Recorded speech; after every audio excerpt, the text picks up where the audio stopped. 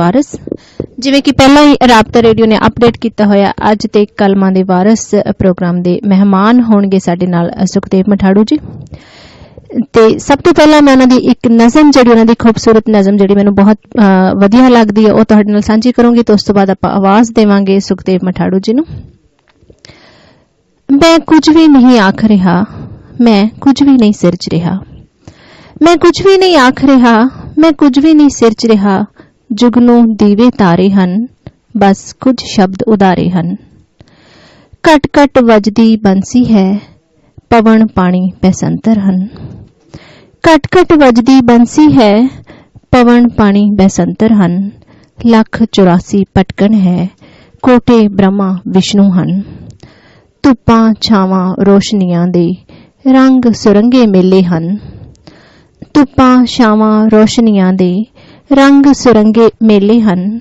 ਚੁੱਲ੍ਹੇ ਬਲਦੀ ਅੱਗ ਸਲਾਮਤ, ਮਾਂ ਧੀਆਂ ਦੇ ਮੇਲੇ ਹਨ। ਬਿਰਹਨ ਦੇ ਅੰਦਰ ਪਈ ਤੁਖ ਦੀ ਸਾਵਣ ਦੀ ਰਿਮ ਚਿਮ ਹੈ। ਬਿਰਹਨ ਦੇ ਅੰਦਰ ਪਈ ਤੁਖ ਦੀ ਸਾਵਣ ਦੀ ਰਿਮ ਚਿਮ ਚਿਮ ਹੈ। ਹਰ ਅੰਨੇ ਗੂੰਗੇ ਬੋਲੇ ਦਾ ਸਿਰ ਚੜ੍ਹ ਕੇ ਬੋਲੇ ਰਿਣ ਹੈ। ਰੂਹਾਂ ਦਾ ਵਿਰਲਾਪ ਹੈ ਇਹ, ਰੂਹਾਂ ਦਾ ਵਿਰਲਾਪ ਹੈ ਇਹ। ਅਣਜਪਿਆ ਕੋਈ ਜਾਪ ਹੈ ਇਹ। ਮਿੱਟੀ ਦੇ ਦੀਵੇ ਵਿੱਚ ਜਗਦਾ ਕੀ ਕੁਝ ਆਪੇ ਆਪ ਹੈ ਇਹ। ਮੇਰੀ ਕਵਿਤਾ ਮੇਰੀ ਨਹੀਂ, ਮੇਰੀ ਕਵਿਤਾ ਮੇਰੀ ਨਹੀਂ। ਸਗਲੇ ਸ਼ਬਦ ਉਦਾਰੇ ਹਨ, ਇਹ ਤਾਂ ਕਰਜ਼ ਉਤਾਰਨ ਹੈ। ਮੈਂ ਕੀ ਆਖਣ ਜੋਗਾ ਹਾਂ, ਇਹ ਤਾਂ ਕਰਜ਼ ਉਤਾਰਨ ਹੈ। ਮੈਂ ਕੀ ਆਖਣ ਜੋਗਾ ਹਾਂ। ਦੋਸਤੋ, ਸਾਡੇ ਨਾਲ ਸੁਖਦੇਵ ਮਠਾੜੂ ਜੀ ਇਸ ਵੇਲੇ ਮੌਜੂਦ ਨੇ ਔਨ 에ਅਰ, ਤੇ ਸੁਣਦੇ ਆ ਉਹਨਾਂ ਤੋਂ ਉਹਨਾਂ ਦੀਆਂ ਹੋਰ ਰਚਨਾਵਾਂ ਤੇ ਹੋਰ ਕਰਦੇ ਆ ਗੱਲਾਂ ਬਾਤਾਂ ਕਵਿਤਾ ਦੀਆਂ, ਸਾਹਿਤ ਦੀਆਂ, ਉਹਨਾਂ ਦੀ ਜ਼ਿੰਦਗੀ ਦੀਆਂ। ਸਤਿ ਸ਼੍ਰੀ ਅਕਾਲ ਸੁਖਦੇਵ ਮਠਾੜੂ ਜੀ।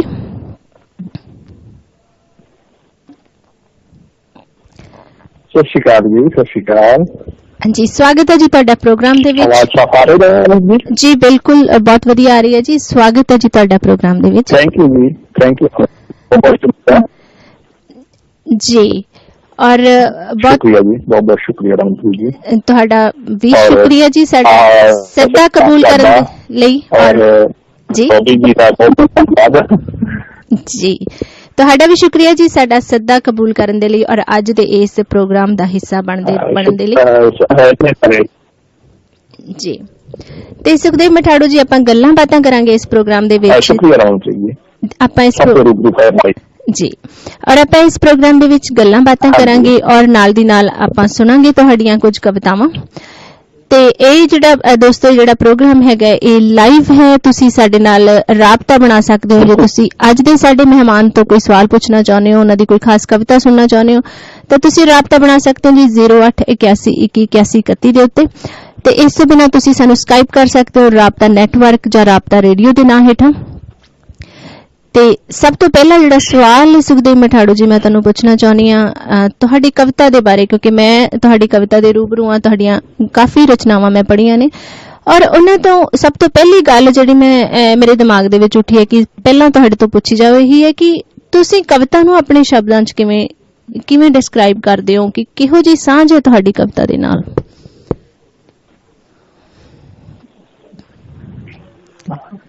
ਰਮਨਪ੍ਰੀਤ ਜੀ, ਕਵਿਤਾ ਦੇ ਸੰਬੰਧ ਦੇ ਵਿੱਚ ਜਿੱਥੋਂ ਤੱਕ ਇੱਕ ਰਿਸ਼ਤੇ ਦੀ ਗੱਲ ਹੈ ਜਿਹੜੀ, ਉਹ ਇੱਕ ਤਰ੍ਹਾਂ ਦਾ ਰਿਸ਼ਤਾ ਨਹੀਂ ਹੁੰਦਾ ਜੀ।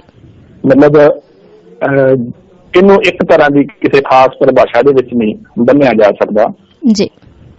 ਕਵਿਤਾ ਜਿਹੜੀ ਉਹਦੇ ਨਾਲ ਮਤਲਬ ਮੇਰਾ ਜੋ ਹੈ ਸੰਬੰਧ, ਉਹ ਇੱਕ ਮਾਧਿਅਮ ਦਾ ਵੀ ਹੁੰਦਾ, ਕਦੇ ਰਚਨਾਕਾਰ ਦਾ ਵੀ ਹੁੰਦਾ ਜੀ। ਕਿਸੇ ਵੇਲੇ ਮੈਨੂੰ ਇਹ ਲੱਗਦਾ ਹੈ ਕਿ ਮਤਲਬ ਜਿਹੜੀ ਕਵਿਤਾ ਹੈ ਉਹ ਮੇਰੇ ਰਾਹੀਂ ਆ ਰਹੀ ਹੈ ਜੀ, ਮੈਂ ਉਹਦੇ ਲਈ ਇੱਕ ਮਾਧਿਅਮ ਆ। ਔਰ ਕਦੇ ਮੈਨੂੰ ਇਹ ਲੱਗਦਾ ਹੈ ਕਿ ਇਹ ਕਵਿਤਾ ਹਾਂ ਲਿਖੀ ਹੈ, ਮੈਂ ਚੰਗੀ ਲਿਖੀ ਗਈ ਹੈ, ਵਧੀਆ ਲਿਖੀ ਗਈ ਹੈ, ਤੇ ਮੈਂ ਖੁਸ਼ ਹੋ ਲੈਂਦਾ ਇਹ ਸੋਚ ਕੇ ਜੀ। ਪਰ ਇਹ ਸਬਜੈਕਟਿਵ ਹੁੰਦਾ, ਸਮੇਂ ਤੇ ਸਥਿਤੀ ਮੁਤਾਬਕ। ਕਦੀ ਕਿਸੇ ਮਾਨਸਿਕ ਸਥਿਤੀ ਦੇ ਵਿੱਚ ਅਸੀਂ ਕਿਵੇਂ ਮਹਿਸੂਸ ਕਰਦੇ ਹਾਂ ਤੇ ਕਦੇ ਕਿਸੇ ਦੂਸਰੀ ਘੜੀ ਦੇ ਵਿੱਚ, ਦੂਸਰੀ ਸਥਿਤੀ ਦੇ ਵਿੱਚ ਅਸੀਂ ਕਿਵੇਂ ਮਹਿਸੂਸ ਕਰਦੇ ਆ। ਠੀਕ ਹੈ। ਤੇ ਇਹ ਸੰਬੰਧ ਹੈ ਜਿਹੜਾ ਕਿਰਦਾਰਾਂ ਦਾ ਸਾਡਾ।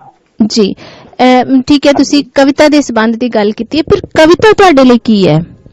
ਕਿ ਤੁਸੀਂ ਦੱਸਿਆ ਕਿ ਕਵਿਤਾ ਜਿਹੜੀ ਹੈ ਤੁਹਾਨੂੰ ਲੱਗਦਾ ਕਿ ਤੁਹਾਡੇ ਵਿੱਚੋਂ ਆ ਰਹੀ ਹੈ, ਪਰ ਤੁਸੀਂ ਕਵਿਤਾ ਤੁਹਾਡੇ ਲਈ ਕੀ ਹੈਗੀ ਹੈ? ਮਤਲਬ ਕਵਿਤਾ ਦਾ ਰੋਲ ਕੀ ਹੈਗਾ ਤੁਹਾਡੀ ਜ਼ਿੰਦਗੀ ਦੇ ਵਿੱਚ, ਤੁਹਾਨੂੰ ਘੜਨ ਦੇ ਵਿੱਚ, ਜਿਵੇਂ ਆਪਾਂ ਕਹੀਏ? ਜਾਂ ਅੱਛਾ ਜੀ, ਕਵਿਤਾ ਦਾ ਮੈਨੂੰ ਘੜਨ ਦੇ ਵਿੱਚ, ਮੈਂ ਕਿਧਰੇ ਲਿਖੀਆਂ ਸੀ 2 ਲਾਈਨਾਂ ਜੀ ਕਿ ਮੈਂ ਕਵਿਤਾ ਲਿਖ ਲੈਂਦਾ ਹਾਂ ਸੁੱਕ ਰਹੇ ਪੱਤੇ ਵਿੱਚੋਂ ਝਾਕਦੀਆਂ ਹਰੀਆਂ ਲਕੀਰਾਂ ਵਰਗੀ। ਵਾਹ ਜੀ ਵਾਹ। ਪਰ ਜੋ ਪਸੰਦਨਾ ਸੁਹਾਵਣਾ ਤੇ ਹਰਿਆ ਭਰਿਆ ਬਿਰਖ ਇਸ ਵਿੱਚ ਨਹੀਂ ਦਿੰਦਾ ਜੀ, ਉਹਦਾ ਮੈਂ ਕੀ ਕਰਾਂ। ਵਾਹ ਜੀ ਵਾਹ।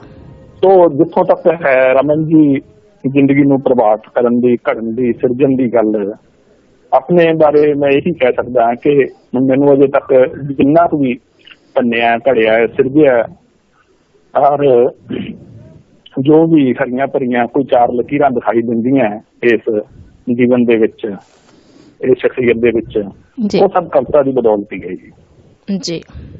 ਕਵਿਤਾ ਦੇ ਥਰੂ ਹੀ ਬੜਾ ਕੁਛ ਸਿੱਖਿਆ। ਕਵਿਤਾ ਦੀ ਉਂਗਲ ਫੜ ਕੇ ਬਚਪਨ ਤੋਂ ਹੀ ਪੜ੍ਹਦੇ ਹਾਂ, ਲਿਖਦੇ ਹਾਂ, 100 ਤਰ੍ਹਾਂ ਦੀਆਂ ਮਾਨਸਿਕ ਅਵਸਥਾਵਾਂ ਦੇ ਵਿੱਚੋਂ ਲੰਘਦਿਆਂ ਹੋਇਆਂ, 100 ਨਵੀਆਂ ਗੱਲਾਂ ਦੇ ਰੂਬਰੂ ਹੁੰਦਿਆਂ ਹੋਇਆਂ ਤਾਂ ਕਵਿਤਾ ਬਹੁਤ ਵੱਡਾ ਰੋਲ ਆ। ਜਿੱਥੇ ਜਾ ਕੇ ਮੈਂ ਕਿਸੇ ਗੁਰਦੁਆਰੇ ਮੰਦਿਰ ਦੇ ਵਿੱਚ ਸੀਸ ਝੁਕਾਉਣਾ ਆ, ਜਦੋਂ ਉੱਥੇ ਵੀ ਸਾਹਮਣੇ ਕਵਿਤਾ ਹੀ ਹੁੰਦੀ ਹੈ। ਤੇ ਜਦੋਂ ਮੈਂ ਘਰੇ ਆਪਣੇ ਬੱਚਿਆਂ ਨਾਲ ਖੇਡਦਾ ਹੁੰਦਾ ਆ, ਪਤਨੀ ਨਾਲ ਨਿੱਕੀਆਂ ਨਿੱਕੀਆਂ ਗੱਲਾਂ ਕਰਦਾ ਹੁੰਦਾ ਆ, ਦੋਸਤਾਂ ਨਾਲ ਮੁਹੱਬਤ ਭਰੀਆਂ ਮੁਲਾਕਾਤਾਂ, ਉਹਨਾਂ ਸਾਰਿਆਂ ਦੇ ਵਿੱਚ ਕਵਿਤਾ ਹੀ ਹੁੰਦੀ ਹੈ। ਅਸਲ ਦੇ ਵਿੱਚ ਕਵਿਤਾ ਜਿਹੜੀ, ਇਹ ਮੇਰੇ ਵਾਸਤੇ ਕੋਈ ਸ਼ਬਦਾਂ ਦੇ ਵਿੱਚ ਫੈਲੀ ਹੋਈ ਜਾਂ ਲਕੀਰਾਂ ਦੇ ਵਿੱਚ, ਸਤਰਾਂ ਦੇ ਵਿੱਚ ਕੋਈ ਆਕਾਰ ਗ੍ਰਹਿਣ ਕਰਨ ਵਾਲੀ ਸ਼ੈ ਨਹੀਂ ਗੀ।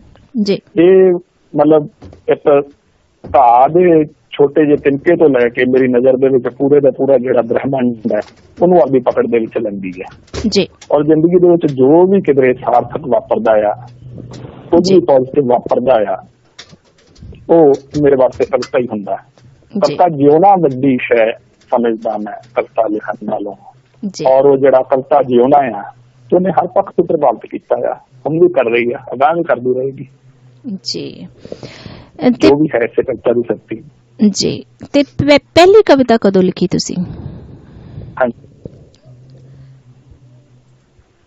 ਮੈਂ ਜੀ ਜਿੱਥੋਂ ਤੱਕ ਹੈ ਪਹਿਲੀ ਕਵਿਤਾ ਐਗਜ਼ੈਕਟਲੀ ਜੇ ਮੈਂ ਕਹਾਂ ਤਾਂ ਮੈਨੂੰ ਨਹੀਂ ਯਾਦ ਕਰ ਸਕਦਾ ਮੈਂ ਜੀ। ਜਦੋਂ ਆਮ ਤੌਰ ਤੇ ਹੁੰਦਾ ਹੈ ਕਿ ਬੱਚੇ ਟੀਨੇਜ ਦੇ ਵਿੱਚ ਪਹੁੰਚਦੇ ਨੇ, ਅਸੀਂ ਵੀ ਦੇਖਦੇ ਹਾਂ ਜੀ ਕਿ ਉਦੋਂ ਉਹਨਾਂ ਨੂੰ ਇਹਨਾਂ ਚੀਜ਼ਾਂ ਦੀ ਐਬਸਟਰੈਕਟ ਕਨਸੈਪਟ ਜਿਹੜੇ ਹੁੰਦੇ ਨੇ, ਕੁਝ ਇਹਨਾਂ ਦੀ ਸੋਝੀ ਹੋਣ ਲੱਗ ਪੈਂਦੀ ਆ, ਸੂਖਮ ਭਾਵੀ ਹੋ ਜਾਂਦੇ ਨੇ ਜੀ ਬੱਚੇ, ਔਰ ਇਹਨਾਂ ਚੀਜ਼ਾਂ ਦੇ ਉੱਪਰ ਆਰਟ ਦੀਆਂ ਵੱਖ-ਵੱਖ ਫਾਰਮਸ ਦੇ ਉੱਪਰ ਹੱਥ ਅਜਮਾਈ ਕਰਦੇ ਨੇ। ਕੁਝ ਉਸ ਹੀ ਸਮੇਂ ਦੇ ਵਿੱਚ ਮੈਂ ਵੀ ਕੁਝ ਥੋੜਾ ਬਹੁਤ ਪੜ੍ਹਨਾ ਤੇ ਕੁਝ ਲਿਖਣਾ ਸ਼ੁਰੂ ਕਰ ਦਿੱਤਾ। ਪਰ ਮੈਂ ਜੇ ਮੈਂ ਬਿਲਕੁਲ ਸਿੰਸੀਅਰਲੀ ਸੋਚਿਆ ਮੈਂ ਕਵਿਤਾ ਨਾਲ ਕਦੋਂ ਜੋੜਿਆ, ਜਦੋਂ ਕੋਈ ਮਾੜੀ ਮੋਟੀ ਮੈਨੂੰ ਕਵਿਤਾ ਦੀ ਸੂਝ ਹੋਣ ਲੱਗੀ ਤਾਂ ਮੈਂ ਜਦੋਂ 95 ਦੇ ਵਿੱਚ ਆਪਣੀ B.Ed ਕੀਤੀ, B.Ed ਦਾ ਕੋਰਸ ਕੀਤਾ, ਉਦੋਂ ਕਵਿਤਾ ਨਾਲ ਮੈਂ ਰੂਬਰੂ ਹੋਇਆ। ਔਰ ਉਸ ਸਮੇਂ ਦੌਰਾਨ ਜਿਹੜੀਆਂ ਮੈਂ ਕਵਿਤਾ ਲਿਖੀਆਂ ਜਾਂ ਲਿਖਣੀਆਂ ਸ਼ੁਰੂ ਕੀਤੀਆਂ, ਉਹਨਾਂ ਕਵਿਤਾਵਾਂ ਨੂੰ ਮੈਂ ਹੁਣ ਵੀ ਆਪਣੀਆਂ ਕਵਿਤਾਵਾਂ ਦੇ ਵਿੱਚ ਗਿਣਦਾ ਆ। ਉਸ ਤੋਂ ਪਹਿਲਾਂ ਦਾ ਜੋ ਕੋਈ ਥੋੜਾ ਬਹੁਤ ਕੱਚਾ ਪਿੱਲਾ ਲਿਖਿਆ ਹੋਇਆ ਸੀਗਾ, ਉਹ ਖਤਮ ਹੋ ਗਿਆ ਜਾਂ ਗੁੰਮ ਹੋ ਗਿਆ, ਉਹਨੂੰ ਮੈਂ ਕਦੇ ਦੁਬਾਰਾ ਲੱਭਣ ਦੀ ਕੋਸ਼ਿਸ਼ ਨਹੀਂ ਕੀਤੀ ਗਈ। ਪਰ ਜੇ ਹੁਣ ਆਏ ਜਾ ਰਚਨਾਕਾਰ ਨਾਲ ਦਾ ਦੇਖਣਾ ਚਾਹਵਾਂ ਪਹਿਲੀਆਂ ਕਵਿਤਾਵਾਂ ਦਾ, ਤਾਂ ਮੈਂ ਉਹਨੂੰ ਆਪਣੇ 95 ਦੇ ਸਮੇਂ B.Ed ਨਾਲ ਹੀ ਕੋਰਿਲੇਟ ਕਰਾਂਗਾ ਜੀ। ਤੇ ਸੁਖਦੇਵ ਜੀ, ਕੋਈ ਉਸ ਦੌਰ ਦੀ ਕਵਿਤਾ ਜਿਹੜੀ ਕੋਈ ਜੀ, ਕੋਈ ਉਸ ਦੌਰ ਦੀ ਜਿਹੜੀ ਕਵਿਤਾ ਤੁਸੀਂ ਸਰੋਤਿਆਂ ਨੂੰ ਸੁਣਾਉਣਾ ਚਾਹੋ? ਉਸ ਦੌਰ ਦੀ B.Ed ਦੀ ਕਵਿਤਾ ਮੈਂ ਦਿਸਦਾ ਵੀ ਕਾਗਜ਼ਾਂ ਦੇ ਵਿੱਚੋਂ ਇੱਕ ਤਾਂ ਜਿਹੜੀ ਤੁਸੀਂ ਕਵਿਤਾ ਪੜ੍ਹੀ ਹੈ, ਇਹ ਵੀ ਉਸੇ ਤੋਂ ਸਮੇਂ ਦੀ ਕਵਿਤਾ ਸੀ ਲਗਭਗ ਵੀ, ਥੋੜੀ ਬਾਅਦ ਵੀ ਸੀ, ਉਸ ਤੋਂ ਕੋਈ ਜ਼ਿਆਦਾ ਅੰਤਰ ਨਹੀਂ ਹੈ ਇਹਦੇ ਵਿੱਚ। ਜੁਗਨੂ ਦੀਵੇ ਤਾਰੇ ਵਾਲੀ ਜੀ ਇੱਕ ਹੈ, ਛੋਟੀ ਜਿਹੀ ਕਵਿਤਾ ਹੈ, ਇਹਦਾ ਹੈ ਟਾਈਟਲ ਜੀ ਰਸਤੇ ਜੀ। ਤੇਰੇ ਤੁਰ ਜਾਣ ਤੋਂ ਮਗਰੋਂ ਜੀ ਇਸ ਮੋੜ ਤੇ ਖਲੋ ਕੇ ਤੈਨੂੰ ਨਿਹਾਰਨ ਦਾ ਸੰਤਾਪ ਮੈਂ ਅੱਜ ਤੱਕ ਭੋਗ ਰਿਹਾ ਹਾਂ। ਵਾਹ ਜੀ ਵਾਹ। ਤੇਰੇ ਤੁਰ ਜਾਣ ਤੋਂ ਮਗਰੋਂ ਇਸ ਮੋੜ ਤੇ ਖਲੋ ਕੇ ਤੈਨੂੰ ਨਿਹਾਰਨ ਦਾ ਸੰਤਾਪ ਮੈਂ ਅੱਜ ਤੱਕ ਭੋਗ ਰਿਹਾ ਹਾਂ। ਅਸੀਂ ਜੀਵਨ ਦੇ ਕਿੰਨੇ ਤੰਗ ਰਾਹਾਂ ਤੇ ਮਿਲੇ। ਵਾਹ ਜੀ ਵਾਹ। ਅਸੀਂ ਜੀਵਨ ਦੇ ਕਿੰਨੇ ਤੰਗ ਰਾਹਾਂ ਤੇ ਮਿਲੇ। ਇੱਕ ਵੇਲੇ ਕੇਵਲ ਇੱਕ ਹੀ ਤੁਰ ਸਕਦਾ ਹੈ।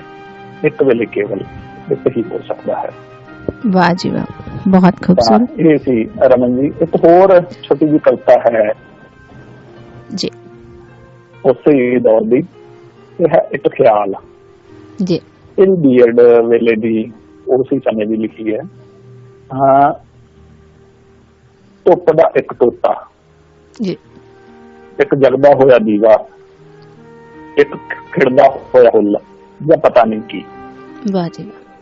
ਧੁੱਪ ਦਾ ਇੱਕ ਟੋਟਾ, ਇੱਕ ਜਗਦਾ ਹੋਇਆ ਦੀਵਾ, ਇੱਕ ਖਿੜਦਾ ਹੋਇਆ ਫੁੱਲ ਜਾਂ ਪਤਾ ਨਹੀਂ ਕੀ।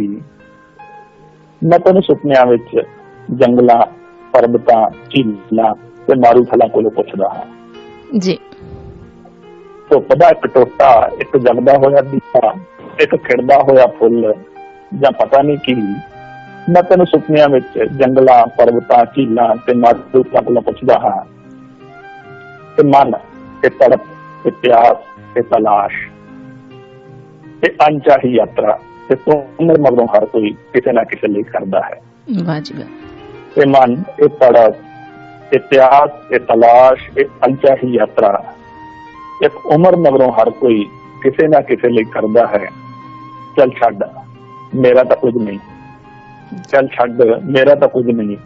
ਕਿ ਤੂੰ ਕਦੇ ਕੇਸ ਵਾਂਗਿਆ ਸ਼ੀਸ਼ੇ ਸਾਹਮਣੇ ਬੈਠ ਕੇ ਆਪਣਾ ਗੁਣਗੁਣਾਉਣਾ ਨਹੀਂ ਸੁਣਿਆ।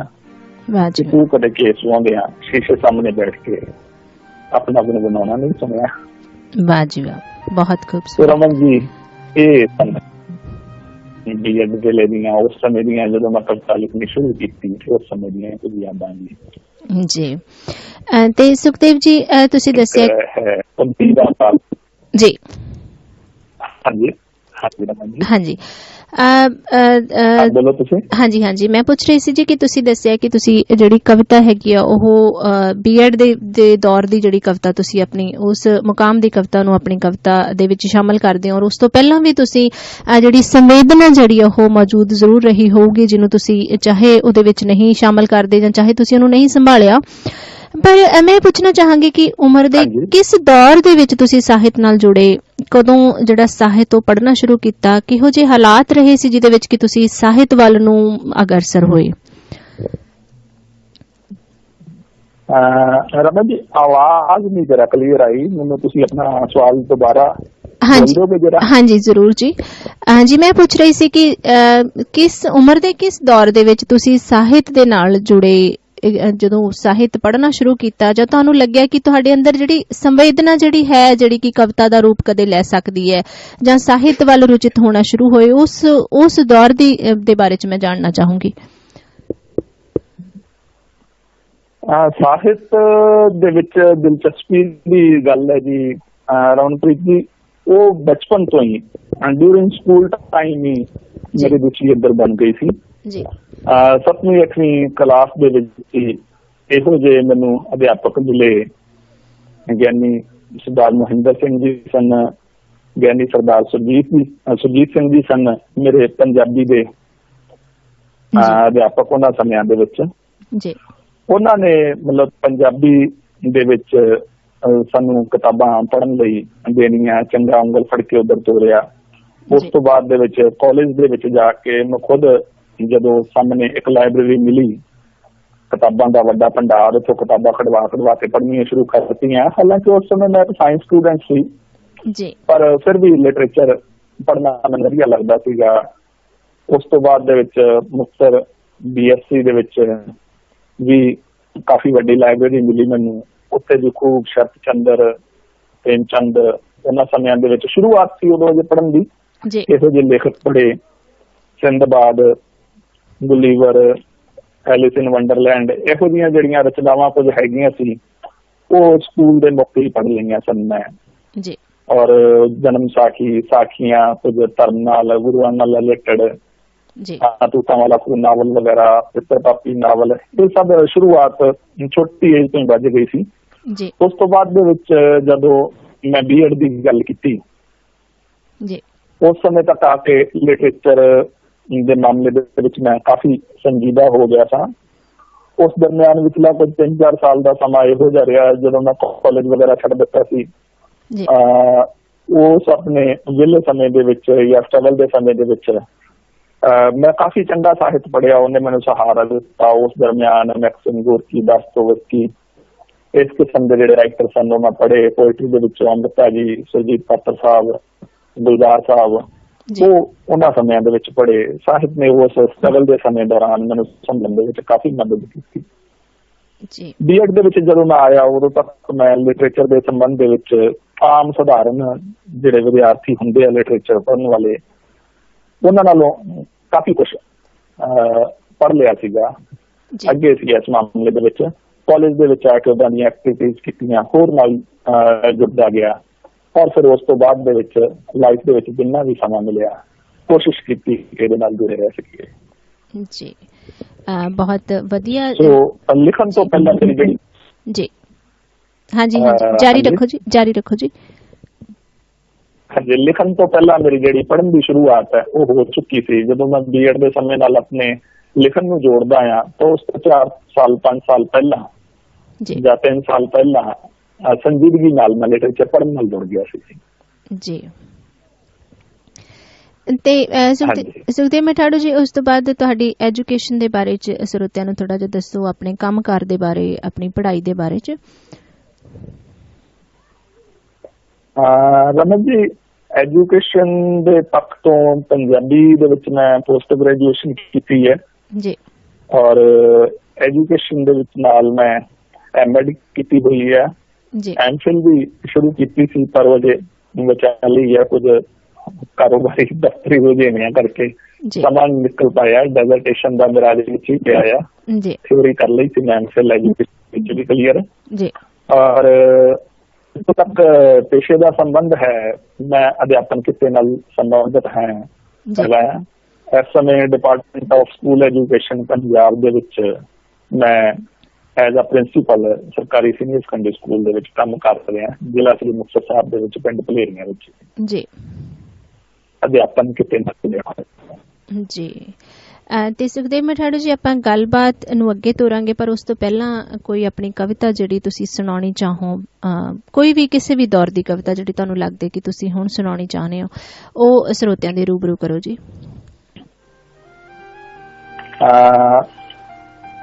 ਇੱਕ ਕਵਿਤਾ ਹੈ ਜੀ, ਰਿਸ਼ਤਾ ਜੀ। ਮੁਹੱਬਤ ਮੋਹ ਪਾਸ਼ ਦੂਰੀ ਭਟਕਣ ਜੀ। ਮੈਂ ਜਦ ਵੀ ਇੱਥੋਂ ਦੂਰ ਹੁੰਦਾ ਹਾਂ ਤੇ ਮੈਨੂੰ ਬਹੁਤ ਦੁੱਖ ਦਿੰਦੇ ਹਨ। ਮੈਂ ਕਿਹਾ ਮੁਹੱਬਤ ਮੋਹ ਪਾਸ਼ ਦੂਰੀ ਭਟਕਣ, ਮੈਂ ਜਦ ਵੀ ਇੱਥੋਂ ਦੂਰ ਹੁੰਦਾ ਹਾਂ ਤਾਂ ਇਹ ਮੈਨੂੰ ਬਹੁਤ ਦੁੱਖ ਦਿੰਦੇ ਹਨ। ਮੈਂ ਕਿਹਾ ਤੇ ਮੁਸਕਰਾ ਪਈ ਤੇ ਮੈਨੂੰ ਗੱਲ ਨਾਲ ਲਾ ਕੇ ਕਿਹਾ, ਚੰਨ ਭਾਵੇਂ ਕਿੰਨਾ ਵੀ ਦੂਰ ਹੋਵੇ ਨਦੀ ਦੀ ਗੋਦ ਵਿੱਚ ਹੁੰਦਾ ਹੈ। ਵਾਹ ਜੀ। ਤੂੰ ਮੁਸਕਰਾ ਪਈ ਤੇ ਮੈਨੂੰ ਗੱਲ ਨਾਲ ਲਾ ਕੇ ਕਿਹਾ, ਚੰਨ ਭਾਵੇਂ ਕਿੰਨਾ ਵੀ ਦੂਰ ਹੋਵੇ ਨਦੀ ਦੀ ਗੋਦ ਵਿੱਚ ਹੁੰਦਾ ਹੈ। ਵਾਹ ਜੀ। ਉਸ ਪਲ ਤੋਂ ਮੈਂ ਮਹਿਸੂਸ ਕਰ ਰਿਹਾ ਹਾਂ ਕਿ ਇੱਕ ਠੰਡੀ, ਨਿਰਮਲ ਤੇ ਸ਼ਫਾਫ ਨਦੀ ਮੇਰੇ ਅੰਤਸ ਵਿੱਚ ਵਹਿ ਰਹੀ ਹੈ। ਉਸ ਪਲ ਤੋਂ ਮੈਂ ਮਹਿਸੂਸ ਕਰ ਰਿਹਾ ਹਾਂ ਕਿ ਇੱਕ ਠੰਡੀ, ਨਿਰਮਲ ਤੇ ਸ਼ਫਾਫ ਨਦੀ ਮੇਰੇ ਅੰਤਸ ਵਿੱਚ ਵਹਿ ਰਹੀ ਹੈ, ਜਿਸ ਵਿੱਚ ਹਰ ਰੋਜ਼ ਮੈਂ ਚੰਨ ਬਣ ਕੇ ਚੜ੍ਹਦਾ ਹਾਂ, ਜਿਸ ਵਿੱਚ ਹਰ ਰੋਜ਼ ਮੈਂ ਚੰਨ ਬਣ ਕੇ ਚੜ੍ਹਦਾ ਹਾਂ। ਵਾਹ ਜੀ, ਬਹੁਤ ਖੂਬਸੂਰਤ। ਇਹ ਸੀ ਜੀ ਰਿਸ਼ਤਾ ਕਵਿਤਾ ਜੀ। ਇਹ ਵੀ ਲਗਭਗ ਤੋਂ ਥੋੜਾ ਸਮਾਂ ਬਾਅਦ ਦੀ, ਕਾਫੀ ਪਹਿਲਾਂ ਦੀ ਲਿਖੀ ਹੋਈ ਹੈ ਜੀ ਜੀ। ਹਾਂਜੀ। ਤੇ ਸੁਖਦੇਵ ਮਠਾੜੂ ਜੀ, ਅਗਲੀ ਗੱਲ ਆਪਾਂ ਜਿਹੜੀ ਕਰਦੇ ਹਾਂ ਉਹ ਤੁਹਾਡੀ ਕਵਿਤਾ ਲਿਖਣ ਦੀ ਜਿਹੜੀ ਪ੍ਰਕਿਰਿਆ ਹੈ ਉਹ ਕਿਸ ਤਰ੍ਹਾਂ ਦੀ ਹੈ, ਕਿਸ ਮਾਹੌਲ ਦੇ ਵਿੱਚ, ਕਿਹੜੇ ਹਾਲਾਤਾਂ ਦੇ ਵਿੱਚ ਤੁਸੀਂ ਲਿਖਦੇ ਹੋ, ਜਾਂ ਕਵਿਤਾ ਤੁਹਾਨੂੰ ਆਪਣੇ ਆਪ ਨੂੰ ਲਿਖਵਾਉਂਦੀ ਹੈ ਤੁਹਾਡੇ ਤੋਂ, ਕਿਹੋ ਜਿਹਾ ਉਹ ਮਾਹੌਲ ਹੁੰਦਾ ਹੈ, ਜਾਂ ਕਿਸ ਤਰ੍ਹਾਂ ਦੇ ਉਹ ਭਾਵ ਹੁੰਦੇ ਨੇ, ਅਹਿਸਾਸ ਹੁੰਦੇ ਨੇ ਜਿਹੜੇ ਤੁਹਾਨੂੰ ਟੁੰਬਦੇ ਨੇ ਕਿ ਤੁਸੀਂ ਕਵਿਤਾ ਲਿਖਣ ਵੱਲ ਨੂੰ ਤੁਰਦੇ ਹੋ?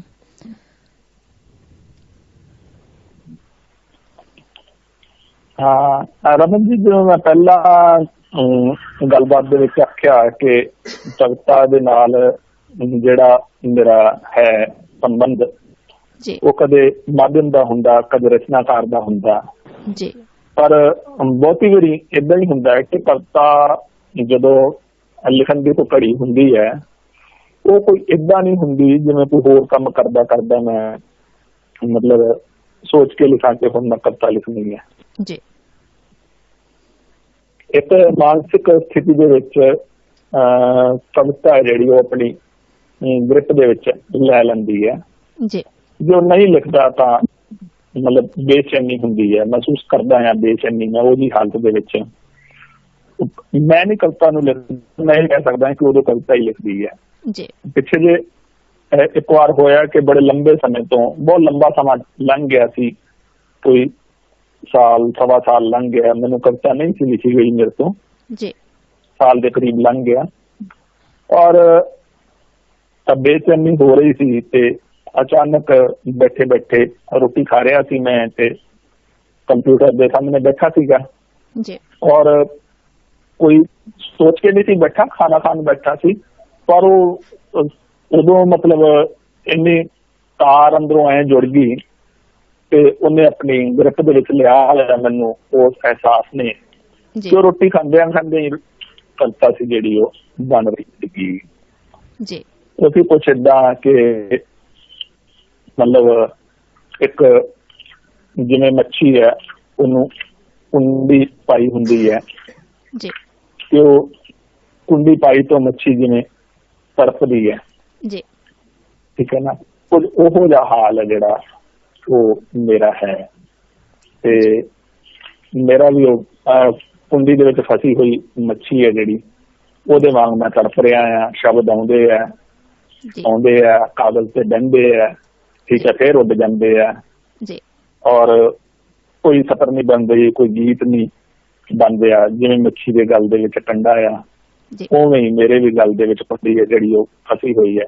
ਮੱਛੀ ਵੀ ਤੜਫ ਰਹੀ ਹੈ ਤੇ ਮੈਂ ਵੀ ਤੜਫ ਰਿਹਾ। ਇਵੇਂ ਹੀ ਮਤਲਬ ਗੀਤ ਸੀ ਜਿਹੜਾ ਉਹ ਬਣ ਗਿਆ। ਜੀ ਵਾਹ ਜੀ ਵਾਹ, ਕਵਿਤਾ ਬਣ ਗਈ। ਵਾਹ ਜੀ ਵਾਹ। ਇਹ ਅਚੇਤ ਕਵਿਤੇ ਇਵੇਂ ਸੁਣਾ ਦਿੰਦਾ ਮੈਂ ਤੁਹਾਨੂੰ। ਜੀ ਜੀ ਜ਼ਰੂਰ। ਮੱਛੀ ਤੜਫੇ ਗਲ ਕੁੰਡੀ ਤੜਫੀ ਜਾਵੇ। ਵਾਹ ਜੀ ਵਾਹ। ਮੱਛੀ ਤੜਫੇ ਗਲ ਕੁੰਡੀ ਤੜਫੀ ਜਾਵੇ, ਤਾਂ ਆਉਂਦਾ ਨਹੀਂ ਆਉਂਦਾ, ਲਫ਼ਜ਼ ਆਉਂਦੇ ਬਹਿੰਦੇ ਫਿਰ ਉੱਡ ਜਾਂਦੇ, ਕੋਈ ਸਤਰ ਨਾ ਬਣਦੀ ਕੋਈ ਗੀਤ ਨਾ ਦੀਦਾ, ਕੋਈ ਸਤਰ ਨਾ ਬਣਦੀ ਕੋਈ ਗੀਤ ਨਾ ਦੀਦਾ, ਰੂਹ ਵਿੱਚ ਕੰਡਾ ਮੱਛੀ ਤੜਫੇ ਤੜਫੀ ਜਾਵੇ। ਵਾਹ ਜੀ ਵਾਹ। ਤਾਂ ਮਤਲਬ ਕਵਿਤਾ ਜਿਹੜੀ ਉਹ ਸਹਿ ਸੁਭਾਅ ਆਪਣੇ ਆਪ ਹੀ ਗ੍ਰਿਪ ਦੇ ਵਿੱਚ ਲੈ ਲੈਂਦੀ ਹੈ ਜੀ। ਔਰ ਕਵਿਤਾ ਜੀ, ਔਰ ਕਵਿਤਾ ਲਿਖਣ ਤੋਂ ਬਾਅਦ ਕਿਸ ਤਰ੍ਹਾਂ ਮਹਿਸੂਸ ਹੁੰਦਾ ਜਦੋਂ ਤੁਹਾਨੂੰ ਲੱਗਦਾ ਕਿ ਤੁਸੀਂ ਕਵਿਤਾ ਲਿਖ ਲਈ ਹੈ, ਜਿਹੜੀ ਗੱਲ ਕਹਿਣੀ ਚਾਹੁੰਦੇ ਸੀ ਉਹ ਕਹੀ ਗਈ ਹੈ, ਉਸ ਤੋਂ ਬਾਅਦ ਕਿਸ ਤਰ੍ਹਾਂ ਫੀਲ ਹੁੰਦਾ? ਉਸ ਤੋਂ ਬਾਅਦ ਤਾਂ ਫਿਰ ਤਸੱਲੀ ਹੁੰਦੀ ਹੈ, ਇੱਕ ਸੈਟਿਸਫੈਕਸ਼ਨ ਹੁੰਦੀ ਹੈ, ਆਨੰਦ ਹੁੰਦਾ ਹੈ ਜੀ। ਐ ਲੱਗਦਾ ਜਿਵੇਂ ਕੰਡਾ ਨਿਕਲ ਗਿਆ ਹੋਵੇ। ਜੀ ਜੀ ਬਿਲਕੁਲ। ਜਿਹੜੇ ਕੰਡੇ ਕਰਕੇ ਕੰਡਾ ਨਿਕਲ ਗਿਆ ਹੋਵੇ ਤੇ ਜਾਨ ਖਲਾਸੀ ਹੋ ਗਈ ਹੋਵੇ ਮੱਛੀ ਦੀ। ਜੀ ਜੀ ਬਿਲਕੁਲ, ਕੁੰਡੀ ਨਿਕਲ ਗਈ ਹੋਵੇ ਗਲੇ ਜੀ। ਔਰ ਸੁਖਦੇਵ ਮਠਾੜੂ ਜੀ, ਜਦੋਂ ਤੁਸੀਂ ਕਵਿਤਾ ਨਹੀਂ ਲਿਖ ਰਹੇ ਹੁੰਦੇ ਜਾਂ ਆਪਣੀ ਰੋਜ਼ਮਰਾ ਦੀ ਜ਼ਿੰਦਗੀ ਦੇ ਵਿੱਚ ਆਪਣੇ ਰੋਜ਼ ਦੇ ਕੰਮਕਾਰ ਕਰਦੇ ਆ, ਤੁਹਾਨੂੰ ਯਾਦ ਰਹਿੰਦਾ ਕਿ ਤੁਸੀਂ ਕਵੀ ਹੋ? ਨਹੀਂ, ਮੈਨੂੰ ਤਾਂ ਨਹੀਂ ਰਹਿੰਦਾ ਜੀ। ਜੀ ਇਹੋ ਜਿਹੀ ਜਿਹੜੀ ਇੱਕ ਸਥਿਤੀ ਹੁੰਦੀ ਹੈ ਦੀਨ ਦੁਨੀਆ ਨਾਲੋਂ ਟੁੱਟ ਕੇ 24 ਘੰਟੇ ਇਹੋ ਜਿਹੀ ਸਥਿਤੀ ਹੈ ਜਿਹੜੀ ਉਹ ਬਣਾਈ ਰੱਖਣਾ, ਉਹ ਮੈਨੂੰ ਲੱਗਦਾ ਉਹ ਦੀਨ ਦੁਨੀਆ ਨਾਲੋਂ ਟੁੱਟ ਕੇ ਜਾਂ ਤਾਂ ਕੋਈ ਬੱਚਾ ਜਿਹੜਾ ਉਹੀ ਜਿਉ ਸਕਦਾ ਜਾਂ ਫਿਰ ਕੋਈ ਪਹੁੰਚਿਆ ਹੋਇਆ ਰਿਸ਼ੀ ਹੋਵੇ ਤਾਂ ਉਹ। ਅਦਰਵਾਈਜ਼ ਸਾਡੇ ਸਧਾਰਨ ਦੁਨੀਆ ਦਾ ਲੋਕਾਂ ਲਈ ਤਾਂ ਬੜਾ ਮੁਸ਼ਕਿਲ ਹੁੰਦਾ ਆ। ਜਦੋਂ ਮੈਂ ਕਵਿਤਾ ਨਾਲ ਜੁੜਿਆ ਹੁੰਦਾ ਆ, ਉਸ ਤੋਂ ਥੋੜੇ ਬਹੁਤ ਅਗਲੇ ਪਿਛਲੇ ਸਮੇਂ ਦੇ ਵਿੱਚ ਜਦੋਂ ਲਿਖ ਰਿਹਾ ਹੁੰਦਾ ਆ, ਜਖਾ ਮੈਨੂੰ ਲਿਖ ਰਹੀ ਹੁੰਦੀ ਹੈ, ਉਸ ਸਮੇਂ ਦੌਰਾਨ ਹੀ ਮੈਂ ਕਵਿਤਾ ਨਾਲ ਜੁੜਿਆ ਹੁੰਦਾ। ਬਾਕੀ ਰੋਜ਼ਾਨਾ ਦੇ ਅੱਗੇ ਪਿੱਛੇ ਕੰਮਕਾਰ ਆ ਜਿਹੜੇ ਉਹ ਵੀ ਚੱਲ ਜਾਂਦੇ ਆ। 24 ਘੰਟੇ ਇਸ ਸਥਿਤੀ ਨਾਲ ਜੁੜ ਕੇ ਰਹਿਣਾ ਮੈਨੂੰ ਲੱਗਦਾ ਨਹੀਂ ਗਾ ਸਧਾਰਨ ਸਾਡੇ ਵਰਗੇ ਲੋਕਾਂ ਲਈ ਸੰਭਵ ਹੁੰਦਾ ਆ। ਜੀ ਹੋਰ ਬਹੁਤ ਮਸਲੇ ਹੁੰਦੇ ਨੇ ਜ਼ਿੰਦਗੀ ਦੇ। ਜੀ ਤੇ ਦੋਸਤੋ ਤੁਸੀਂ ਸੁਣ ਰਹੇ ਹੋ ਰਾਬਤਾ ਰੇਡੀਓ ਜੀ। ਪ੍ਰੋਗਰਾਮ ਚੱਲ ਰਿਹਾ ਹੈ ਕਲਮਾਂ ਦੇ ਵਾਰਸ ਤੇ ਇਸ ਪ੍ਰੋਗਰਾਮ ਦੇ ਵਿੱਚ ਮੇਰੇ ਨਾਲ ਜੁੜੇ ਹੋਏ ਨੇ ਪੰਜਾਬ ਤੋਂ ਸੁਖਦੇਵ ਮਠਾੜੂ ਜੀ। ਕਵਿਤਾ ਲਿਖਦੇ ਨੇ ਔਰ ਕਵਿਤਾ ਵਰਗੀਆਂ ਹੀ ਖੂਬਸੂਰਤ ਗੱਲਾਂ ਜਿਹੜੀਆਂ ਉਹ ਸਾਡੇ ਨਾਲ ਸਾਂਝੀਆਂ ਕਰ ਰਹੇ ਨੇ। ਤੇ ਤੁਸੀਂ ਕਾਲ ਕਰ ਸਕਦੇ ਹੋ ਦੋਸਤੋ। ਕਾਲ ਕਰਨ ਲਈ ਆਸਟ੍ਰੇਲੀਆ ਦਾ ਨੰਬਰ ਹੈ 0881218131 ਤੇ ਜੇ ਤੁਸੀਂ ਆਸਟ੍ਰੇਲੀਆ ਤੋਂ ਬਾਹਰ ਤੋਂ ਕਾਲ ਕਰ ਰਹੇ ਹੋ ਤਾਂ ਤੁਸੀਂ ਲਗਾਓਗੇ ਜੀ ਆਸਟ੍ਰੇਲੀਆ ਦਾ ਕੰਟਰੀ ਕੋਡ 61, ਫਿਰ ਸਾਊਥ ਆਸਟ੍ਰੇਲੀਆ ਦਾ ਕੋਡ 8 ਤੇ ਫਿਰ ਰਾਬਤਾ ਸਟੂਡੀਓ ਦਾ ਨੰਬਰ 81218131। USA ਦਾ ਨੰਬਰ ਹੈ ਜਿਹੜਾ ਜੀ ਉਹ +1 ਕੋਡ ਤੇ ਉਸ ਤੋਂ ਬਾਅਦ 4242718131। ਇਸ ਕਾਲ ਤੁਸੀਂ ਜੇ USA ਦੇ ਵਿੱਚ ਰਹਿੰਦੇ ਹੋ ਤਾਂ ਤੁਸੀਂ ਇਹ ਸਿੱਧੀ ਜਿਹੜਾ ਕਨੈਕਟ ਜਿਹੜਾ ਤੁਹਾਡਾ ਉਹ ਰਾਬਤਾ ਸਟੂਡੀਓ ਦੇ ਵਿੱਚ ਹੋਏਗਾ ਦੋਸਤੋ। ਤੇ ਸਕਾਈਪ ਕਰ ਸਕਦੇ ਹੋ ਜੀ ਰਾਬਤਾ ਨੈਟਵਰਕ ਤੇ ਰਾਬਤਾ ਰੇਡੀਓ ਦੇ ਨਾਂ ਹੇਠਾਂ। ਤੇ ਸੁਖਦੇਵ ਮਠਾੜੂ ਜੀ ਹੁਣ ਮੈਂ ਲੈਣ ਜਾ ਰਹੀ ਹਾਂ ਇੱਕ ਛੋਟੀ ਜਿਹੀ ਬ੍ਰੇਕ ਤੇ ਇਸ ਬ੍ਰੇਕ ਤੋਂ ਬਾਅਦ ਵਾਪਸ ਆਉਂਦੇ ਹਾਂ, ਕਰਦੇ ਹਾਂ ਤੁਹਾਡੇ ਨਾਲ ਹੋਰ ਗੱਲਾਂ। ਤੁਹਾਡੀ ਹੈਲੋ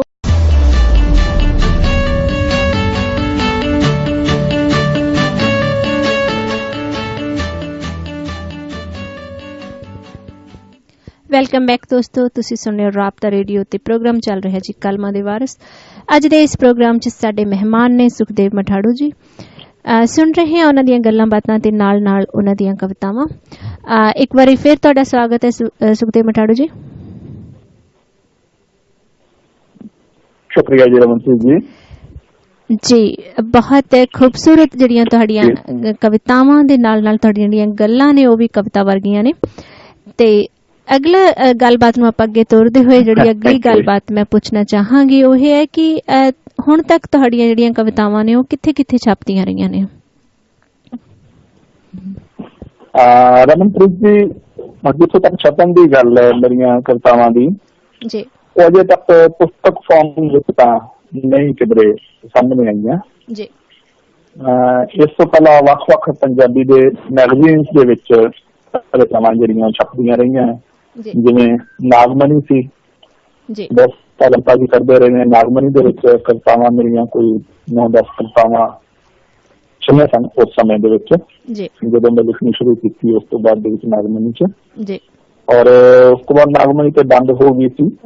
ਮੈਂ ਘੋਲ ਹੀ ਰਿਹਾ ਆ ਮੈਗਜ਼ੀਨਾਂ ਨੂੰ ਕਵਿਤਾਵਾਂ ਮੈਂ ਕਦੇ ਜ਼ਿਆਦਾ ਨਹੀਂ ਭੇਜੀਆਂ ਬਟ ਫਿਰ ਵੀ ਪੰਜਾਬੀ ਮੈਗਜ਼ੀਨ ਹੁਣ ਆ ਰਿਹਾ ਅੱਜ ਕੱਲ ਹੁਣ ਦੇ ਵਿੱਚ ਕੁਝ ਕਵਿਤਾਵਾਂ ਛਪੀਆਂ ਸਨ ਔਰ ਅੱਖਰ ਪੰਜਾਬੀ ਮੈਗਜ਼ੀਨ ਕਵਿਤਾ ਨੂੰ ਕਾਫੀ ਵਧੀਆ ਤਰੀਕੇ ਨਾਲ ਉਹਦੇ ਚ ਪੇਸ਼ਕਾਰੀ ਹੁੰਦੀ ਹੈ ਚੰਗੀ ਕਵਿਤਾ ਦੀ।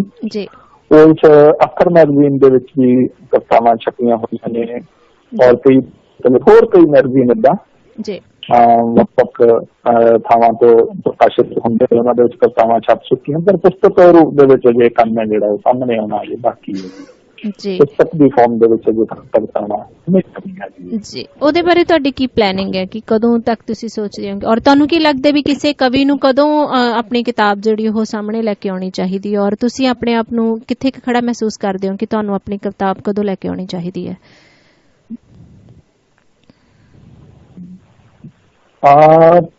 ਜਿਵੇਂ ਮੈਂ ਕਵਿਤਾਵਾਂ ਲਿਖਣ ਦੇ ਮਾਮਲੇ ਦੇ ਵਿੱਚ ਪ੍ਰੀਤ ਜੀ ਥੋੜਾ ਸੁਸਤ ਰਿਹਾ ਆ ਬਹੁਤ ਹੌਲੀ ਰਫਤਾਰ ਨਾਲ ਲਿਖਦਾ ਰਿਹਾ ਆ ਉਸੇ ਤਰ੍ਹਾਂ ਛਪਾਉਣ ਦੇ ਮਾਮਲੇ ਦੇ ਵਿੱਚ ਵੀ ਥੋੜਾ ਰਿਹਾ ਢਿੱਲਾ ਮਿੱਠਾ।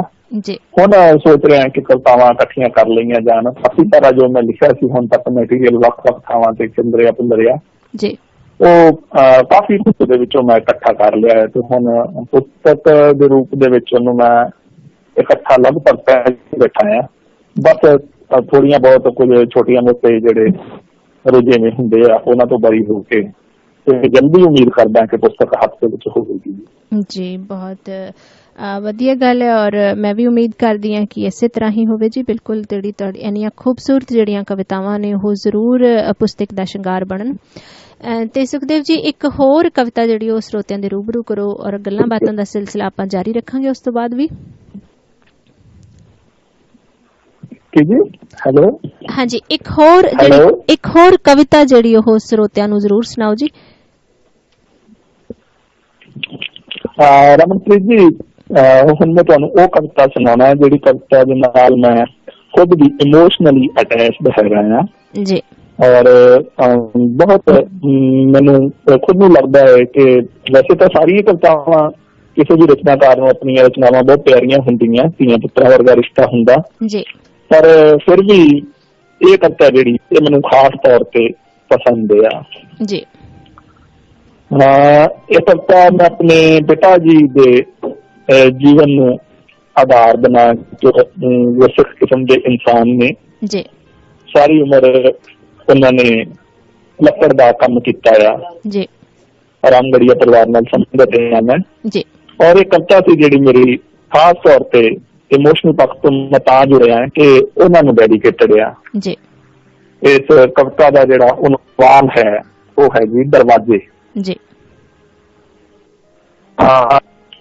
ਬਚਪਨ ਵਿੱਚ ਜਦ ਪਹਿਲੇ ਦਿਨ ਹੀ ਹੱਥ ਵਿੱਚ ਹਥੌੜੀ ਫੜੀ, ਜੀ ਬੂਹੋਂ ਬਾਹਰ ਖੇਡਣ ਲਈ ਨਿਕਲੇ ਤਾਂ ਪਿਤਾ ਜੀ ਇਹ ਜਾਣ ਗਏ ਸਨ ਕਿ ਉਹ ਦਰਵਾਜ਼ੇ ਬਣਾਉਣ ਲਈ ਹੀ ਪੈਦਾ ਹੋਏ ਹਨ।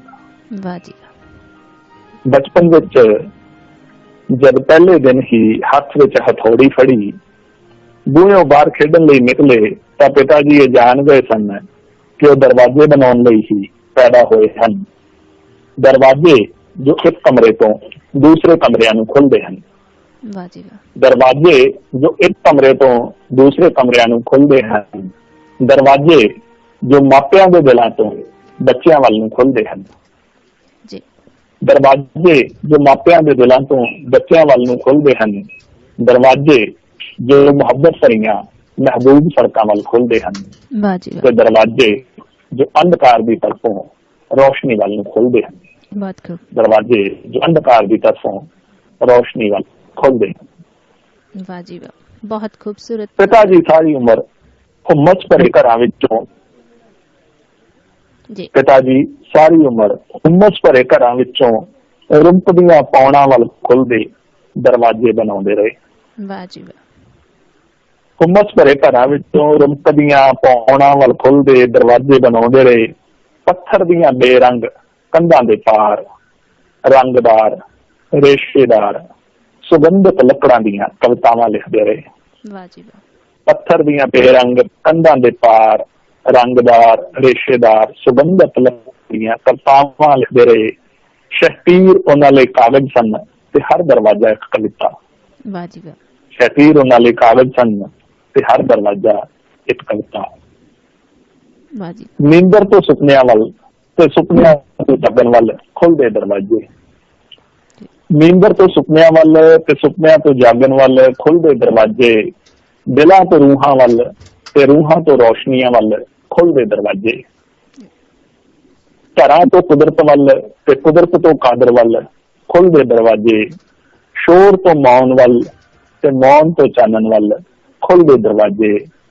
ਸਾਰੀ ਉਮਰ ਪਿਤਾ ਜੀ ਨੇ ਦਰਵਾਜ਼ੇ ਬਣਾਉਣ ਦੇ ਲੇਖੇ ਲਾ ਛੱਡੀ। ਸਾਰੀ ਉਮਰ ਪਿਤਾ ਜੀ ਨੇ ਦਰਵਾਜ਼ੇ ਬਣਾਉਣ ਦੇ ਲੇਖੇ ਲਾ ਛੱਡੀ। ਵਾਹ ਜੀ ਵਾਹ। ਹੁਣ ਅੱਜ ਕੱਲ ਸ਼ੁਕਰੀਆ ਜੀ। ਹੁਣ ਅੱਜ ਕੱਲ ਪ੍ਰਭਾਤ ਦੀ ਲਾਲੀ ਜਾਂ ਸੰਧਿਆ ਮੁਖੀ ਸੁਰਮਈ ਪਲਾਂ ਵਿੱਚ ਪਿਤਾ ਜੀ ਸੋਚਦੇ ਰਹਿੰਦੇ ਹਨ ਇੱਕ ਅਜਿਹੇ ਦਰਵਾਜ਼ੇ ਬਾਰੇ ਜੋ ਮਨੁੱਖ ਦੇ ਸੀਮਤ ਦੇ ਸਾਧਿਆਂ ਵੱਲੋਂ ਅਸੀਮ ਅਨੰਤ ਵੱਲ ਖੁੱਲਦਾ ਹੈ। ਪਿਤਾ ਜੀ ਸੋਚਦੇ ਰਹਿੰਦੇ ਹਨ ਇੱਕ ਅਜਿਹੇ ਦਰਵਾਜ਼ੇ ਬਾਰੇ ਜੋ ਮਨੁੱਖ ਦੇ ਸੀਮਤ ਦੇ ਸਾਧਿਆਂ ਵੱਲੋਂ ਅਸੀਮ ਅਨੰਤ ਵੱਲ ਖੁੱਲਦਾ ਹੈ। ਵਾਹ ਜੀ। ਸਵੈ ਨਾਲ ਵਾਰਤਾਲਾਪ ਕਰਦੇ ਤੱਕਦੇ ਹਨ ਇਸ ਦਰਵਾਜ਼ੇ ਨੂੰ ਆਪਣੇ ਹੀ ਖਿਆਲਾਂ ਵਿੱਚ। ਪਿਤਾ ਜੀ ਸਵੈ ਨਾਲ ਵਾਰਤਾਲਾਪ ਕਰਦੇ ਤੱਕਦੇ ਹਨ ਇਸ ਦਰਵਾਜ਼ੇ ਨੂੰ ਆਪਣੇ ਹੀ ਖਿਆਲਾਂ ਵਿੱਚ। ਜੋ ਧੁੱਪਾਂ ਤੇ ਛਾਵਾਂ ਰੰਗਾਂ ਤੇ ਰੋਸ਼ਨੀਆਂ ਸਮੇਂ ਤੇ ਸਥਾਨ ਤੋਂ ਵੀ ਤੇ ਆਕਾਰ ਤੇ ਨਿਰਾਕਾਰ ਤੋਂ ਵੀ ਪਰਾਂ ਤੱਕ ਫੈਲਿਆ ਹੋਇਆ ਹੈ। ਵਾਹ ਜੀ ਵਾਹ। ਸਵੈ ਨਾਲ ਵਾਰਤਾਲਾਪ ਕਰਦੇ ਕਿ ਤੱਕਦੇ ਹਨ ਇਸ ਦਰਵਾਜ਼ੇ ਨੂੰ ਆਪਣੇ ਹੀ ਖਿਆਲਾਂ ਵਿੱਚ। ਜੋ ਧੁੱਪਾਂ ਤੇ ਛਾਵਾਂ ਰੰਗਾਂ ਤੇ ਰੋਸ਼ਨੀਆਂ ਸਮੇਂ ਤੇ ਸਥਾਨ ਤੋਂ ਵੀ ਤੇ ਆਕਾਰ ਤੇ ਨਿਰਾਕਾਰ ਤੋਂ ਵੀ ਪਰਾਂ ਤੱਕ ਫੈਲਿਆ ਹੋਇਆ ਹੈ।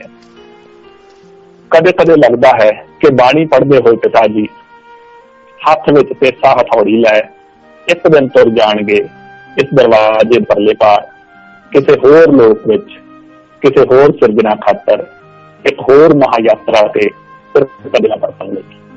ਵਾਹ ਜੀ ਵਾਹ। ਕਦੇ ਕਦੇ ਲੱਗਦਾ ਹੈ ਕਿ ਬਾਣੀ ਪੜ੍ਹਦੇ ਹੋਏ ਪਿਤਾ ਜੀ ਹੱਥ ਵਿੱਚ ਪੇਸਾ ਹਥੌੜੀ ਲੈ ਇੱਕ ਦਿਨ ਤੁਰ ਜਾਣਗੇ ਇਸ ਦਰਵਾਜ਼ੇ ਤੋਂ ਪਰਲੇ ਪਾਰ ਕਿਸੇ ਹੋਰ ਲੋਕ ਵਿੱਚ, ਕਿਸੇ ਹੋਰ ਸਿਰਜਣਾ ਖਾਤਰ ਇੱਕ ਹੋਰ ਮਹਾਯਾਤਰਾ ਤੇ ਫਿਰ ਕਦੇ ਨਾ ਪਰਤਣ ਲਈ।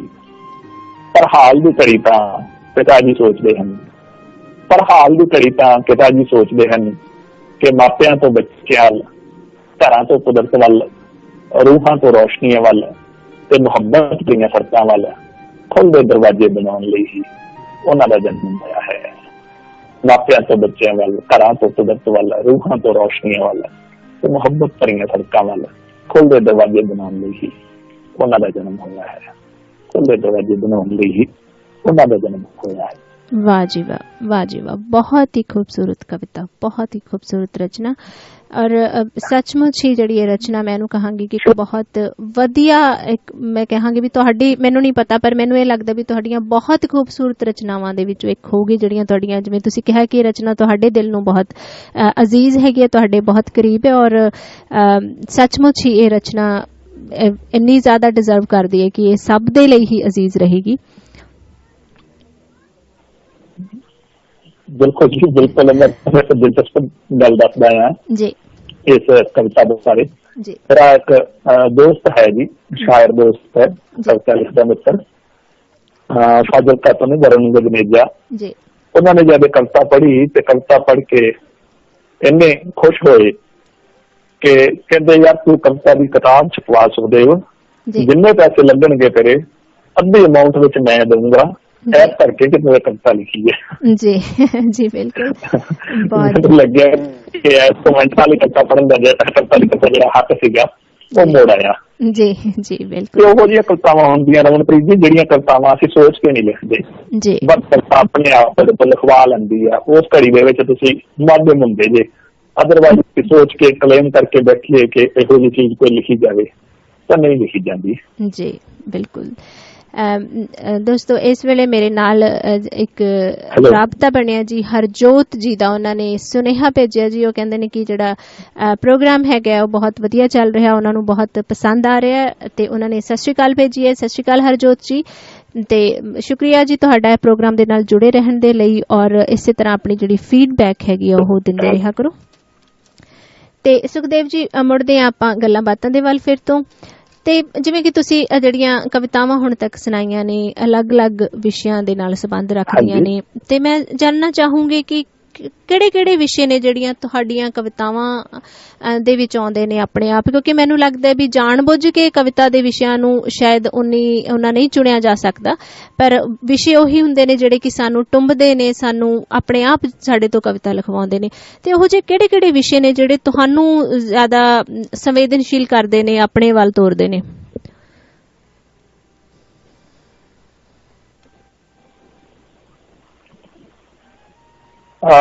ਰਮਨ ਜੀ, ਇਹ ਗੱਲ ਤੁਸੀਂ ਬਿਲਕੁਲ ਸਹੀ ਆਖੀ ਹੈ ਕਿ ਜਿਹੜੇ ਮਤਲਬ ਕਵਿਤਾਵਾਂ ਦੇ ਵਿਸ਼ੇ ਹੈਗੇ ਨੇ ਉਹ ਸਾਨੂੰ ਆਪ ਚੁਣ ਲੈਂਦੇ ਨੇ ਜੀ। ਸਾਨੂੰ ਮਤਲਬ ਸੋਚ ਕੇ ਅਸੀਂ ਵਿਸ਼ੇ ਨਹੀਂ ਚੁਣਦੇਗੇ, ਆਪ ਸਾਨੂੰ ਕਵਿਤਾ ਦੇ ਵਿਸ਼ੇ ਆਪਣੇ ਆਪ ਹੀ ਚੁਣ ਲੈਂਦੇ ਨੇ ਕਿਸੇ ਖਾਸ ਘੜੀ ਦੇ ਵਿੱਚ ਜੀ। ਠੀਕ ਹੈ ਕਿ ਕਈ ਵਾਰ ਬੰਦਾ ਕਿਸੇ ਗੱਲ ਪ੍ਰਤੀ ਕਮਿਟਡ ਹੁੰਦਾ ਆ, ਕਿਸੇ ਧਾਰਾ ਪ੍ਰਤੀ, ਕਿਸੇ ਫਿਲਾਸਫੀ ਪ੍ਰਤੀ, ਕਿਸੇ ਥਾਟ ਪ੍ਰਤੀ ਕਮਿਟਡ ਹੁੰਦਾ ਆ, ਤਾਂ ਉਹਦੀ ਹਾਲਤ ਦੇ ਵਿੱਚ ਸੋਚ ਕੇ ਵੀ ਲਿਖ ਲੈਂਦਾ ਆ ਜੀ। ਪਰ ਸਧਾਰਨ ਤੌਰ ਤੇ ਜਿੱਥੋਂ ਤੱਕ ਮੈਂ ਆਪਣੇ ਬਾਰੇ ਸੋਚਦਾ ਆ, ਕੋਈ ਵੀ ਗੱਲ ਜਿਹੜੀ ਮਨ ਨੂੰ ਅੰਦਰੋਂ ਟੁੱਬ ਜੇ ਕਵਿਤਾ ਦਾ ਵਿਸ਼ਾ ਬਣ ਸਕਦੀ ਹੈ। ਫਾਰ ਐਗਜ਼ਾਮਪਲ, ਕਿਧਰੇ ਕੋਈ ਘਾਹ ਦੀ ਇੱਕ ਤਿੜਵੀ ਜੀ ਉੱਭਰਦੀ ਹੈ, ਕਿਧਰੋਂ ਸੁੱਕੀ ਮਿੱਟੀ ਦੇ ਵਿੱਚ, ਮਾਰੂ ਥਲ ਦੇ ਵਿੱਚ, ਕਿਧਰੇ ਵੀ ਕੋਈ ਘਾਹ ਦਾ ਇੱਕ ਛੋਟਾ ਜਿਹਾ ਕਤਰਾ ਵੀ ਜਿਹੜਾ ਹਰਾ ਸਿਰ ਕੱਢ ਕੇ ਖਲੋਤਾ ਹੁੰਦਾ, ਜਿੱਥੇ ਜੀਵਨ ਦੀ ਕੋਈ ਸੰਭਾਵਨਾ ਨਹੀਂ ਹੁੰਦੀ, ਉਹੋ ਜਿਹੀ ਕੋਈ ਚੀਜ਼ ਤੁਹਾਨੂੰ ਭਜਾਂਦੀ ਹੈ, ਨਿੱਕੀ ਤੋਂ ਨਿੱਕੀ, ਮਾਮੂਲੀ ਤੋਂ ਮਾਮੂਲੀ ਚੀਜ਼ ਵੀ। ਕੋਈ ਪੰਛੀ ਉੱਡਿਆ ਜਾ ਰਿਹਾ, ਕੋਈ ਉਹਦੀ ਆਨੰਦ ਭਰੀ ਕੋਈ ਚੀਜ਼, ਕੋਈ ਕਿਲਕਾਰੀ, ਕਿਸੇ ਬੱਚੇ ਦੀ ਕਿਲਕਾਰੀ, ਹੱਸਣਾ ਖੇਡਣਾ, ਮੁਸਕਰਾਹਟ, ਕੋਈ ਰੋਟੀ ਖਾਧੀ, ਬੁਰਕੀ ਮੂੰਹ ਦੇ ਵਿੱਚ ਪਾਈ, ਸਵਾਦ ਆ ਗਿਆ, ਕੋਈ ਵੀ ਛੋਟੀ ਤੋਂ ਛੋਟੀ ਘਟਨਾ ਵੀ ਜੀਵਨ ਦੇ ਵਿੱਚ ਲੈ ਕੇ ਤੇ ਵੱਡੇ ਤੋਂ ਵੱਡੀ ਫਿਲਾਸਫੀ ਜਿਹੜੀ ਜਿਹਨੂੰ ਅਸੀਂ ਕਹਿੰਦੇ ਹਾਂ ਕਿ ਪਰਮ ਸੱਚ, ਉੱਥੋਂ ਬ੍ਰਹਿਮੰਡ, ਸ੍ਰਿਸ਼ਟੀ, ਕੋਈ ਵੀ ਚੀਜ਼ ਕਵਿਤਾ ਦਾ ਵਿਸ਼ਾ ਜਿਹੜਾ ਉਹ ਬਣ ਸਕਦੀ ਹੈ। ਇਹਦੀ ਮਨ ਨੂੰ ਕਿਸੇ ਘੜੀ ਟੁੰਬ ਜਾਂਦੀ ਆ, ਉਹ ਬਣ ਜਾਂਦੀ ਹੈ ਕਵਿਤਾ ਦਾ ਵਿਸ਼ਾ। ਇਹਦੇ ਵਿੱਚ ਕੋਈ ਐਡੀ ਬਹੁਤੀ ਆਪਾਂ ਹੱਦ ਨਹੀਂ ਲਗਾ ਸਕਦੇ ਆਹ ਚੀਜ਼ ਕਵਿਤਾ ਦਾ ਵਿਸ਼ਾ ਹੋ ਸਕਦੀ ਹੈ ਤੇ ਆਹ ਚੀਜ਼ ਨਹੀਂ। ਜਿਹੜੀ ਵੀ ਕੋਈ ਚੀਜ਼ ਮਨ ਨੂੰ ਅੰਦਰੋਂ ਟੁੰਬਦੀ ਹੈ ਉਹ ਕਵਿਤਾ ਦਾ ਵਿਸ਼ਾ ਹੋ ਸਕਦੀ ਹੈ। ਗੱਲ ਸਿਰਫ ਐਕਸਪ੍ਰੈਸ ਕਰਨ ਦੀ ਹੁੰਦੀ ਹੈ। ਤੇ ਮੈਂ ਤਾਂ ਇਹ ਵੀ ਮੰਨਦਾ ਕਿ ਕਵਿਤਾ ਉਹੀ ਨਹੀਂ ਹੁੰਦੀ ਜਿਹੜੀ ਐਕਸਪ੍ਰੈਸ ਕਰ ਦਿੱਤੀ ਜਾਂਦੀ ਹੈ। ਕਈ ਵਾਰੀ ਕਵਿਤਾਵਾਂ ਇਹੋ ਜਿਹੀਆਂ ਵੀ ਹੁੰਦੀਆਂ ਜਿਹੜੀਆਂ ਬੜੇ ਸਾਲ ਸਾਡੇ ਅੰਦਰ ਪਈਆਂ ਰਹਿੰਦੀਆਂ, ਕਾਗਜ਼ ਤੇ ਨਹੀਂ ਆਉਂਦੀਆਂ ਪਰ ਹੁੰਦੀਆਂ ਉਹ ਕਵਿਤਾਵਾਂ ਹੀ ਨੇ, ਸਾਡੇ ਅੰਦਰ ਪਈਆਂ ਰਹਿੰਦੀਆਂ, ਅਸੀਂ ਉਹਨਾਂ ਨੂੰ ਜਿਉਂਦੇ ਰਹਿੰਦੇ ਹਾਂ, ਮਾਣਦੇ ਰਹਿੰਦੇ ਹਾਂ। ਫਿਰ ਕਦੇ ਮੌਕਾ ਬਣਦਾ ਉਹ ਕਾਗਜ਼ਾਂ ਤੇ ਆ ਜਾਂਦੀਆਂ ਆ। ਕਵਿਤਾ ਨੂੰ ਮੈਂ ਨਾ ਤਾਂ ਕਾਗਜ਼ਾਂ ਤੱਕ ਸੀਮਿਤ ਕਰਦਾ, ਨਾ ਖਾਸ ਘਟਨਾ ਤੱਕ ਸੀਮਿਤ ਕਰਦਾ ਆ ਤੇ ਨਾ ਕਿਸੇ ਖਾਸ ਪਲ ਤੱਕ ਸੀਮਿਤ ਕਰਦਾ ਹੈ। ਜੀ ਜੀ, ਬਹੁਤ ਖੂਬ ਜੀ। ਇਹ ਤਾਂ ਚਾਰ ਚੁਫੇਰੇ ਫੈਲੀ ਹੋਈ ਹੈ ਸਾਡੇ, ਤੇ ਕਿਸੇ ਵੀ ਵੇਲੇ ਗਰੁੱਪ ਦੇ ਵਿੱਚ ਲੈ ਲੈਂਦੀ ਹੈ, ਕੋਈ ਵੀ ਬਹਾਨਾ ਬਣ ਜਾਂਦਾ ਕਵਿਤਾ ਦੇ ਉਤਰਨ ਲਈ। ਜੀ ਜੀ ਬਿਲਕੁਲ। ਸੁਖਦੇਵ ਜੀ, ਮੇਰੇ ਕੋਲੇ ਇੱਕ ਸੁਨੇਹਾ ਪਹੁੰਚਿਆ ਜੀ ਬੈਂਕਾਕ ਤੋਂ ਸਿਮਰਨ ਜੀ ਦਾ। ਉਹਨਾਂ ਨੂੰ ਤੁਹਾਡੀ ਜਿਹੜੀ ਦਰਵਾਜ਼ਿਆਂ ਵਾਲੀ ਕਵਿਤਾ ਉਹ ਬਹੁਤ ਖੂਬਸੂਰਤ ਲੱਗੀ ਹੈ। ਬਹੁਤ ਬਹੁਤ ਸ਼ੁਕਰੀਆ ਸਿਮਰਨ ਜੀ, ਜਿਹੜੀ ਤੁਹਾਨੂੰ ਪ੍ਰੋਗਰਾਮ ਦੇ ਵਿੱਚ ਜਿਹੜਾ ਸਾਡੇ ਨਾਲ ਸ਼ਾਮਲ ਹੋਣ ਦੇ ਲਈ ਔਰ ਇਸ ਪ੍ਰੋਗਰਾਮ ਨੂੰ ਸੁਣ ਕੇ ਆਪਣੇ ਜਿਹੜੀ ਫੀਡਬੈਕ ਹੈਗੀ ਉਹ ਦੇਣ ਦੇ ਲਈ। ਔਰ ਸੁਖਦੇਵ ਜੀ, ਤੁਸੀਂ ਕੀ ਕਹਿਣਾ ਚਾਹੋਗੇ ਸਿਮਰਨ ਜੀ ਲਈ?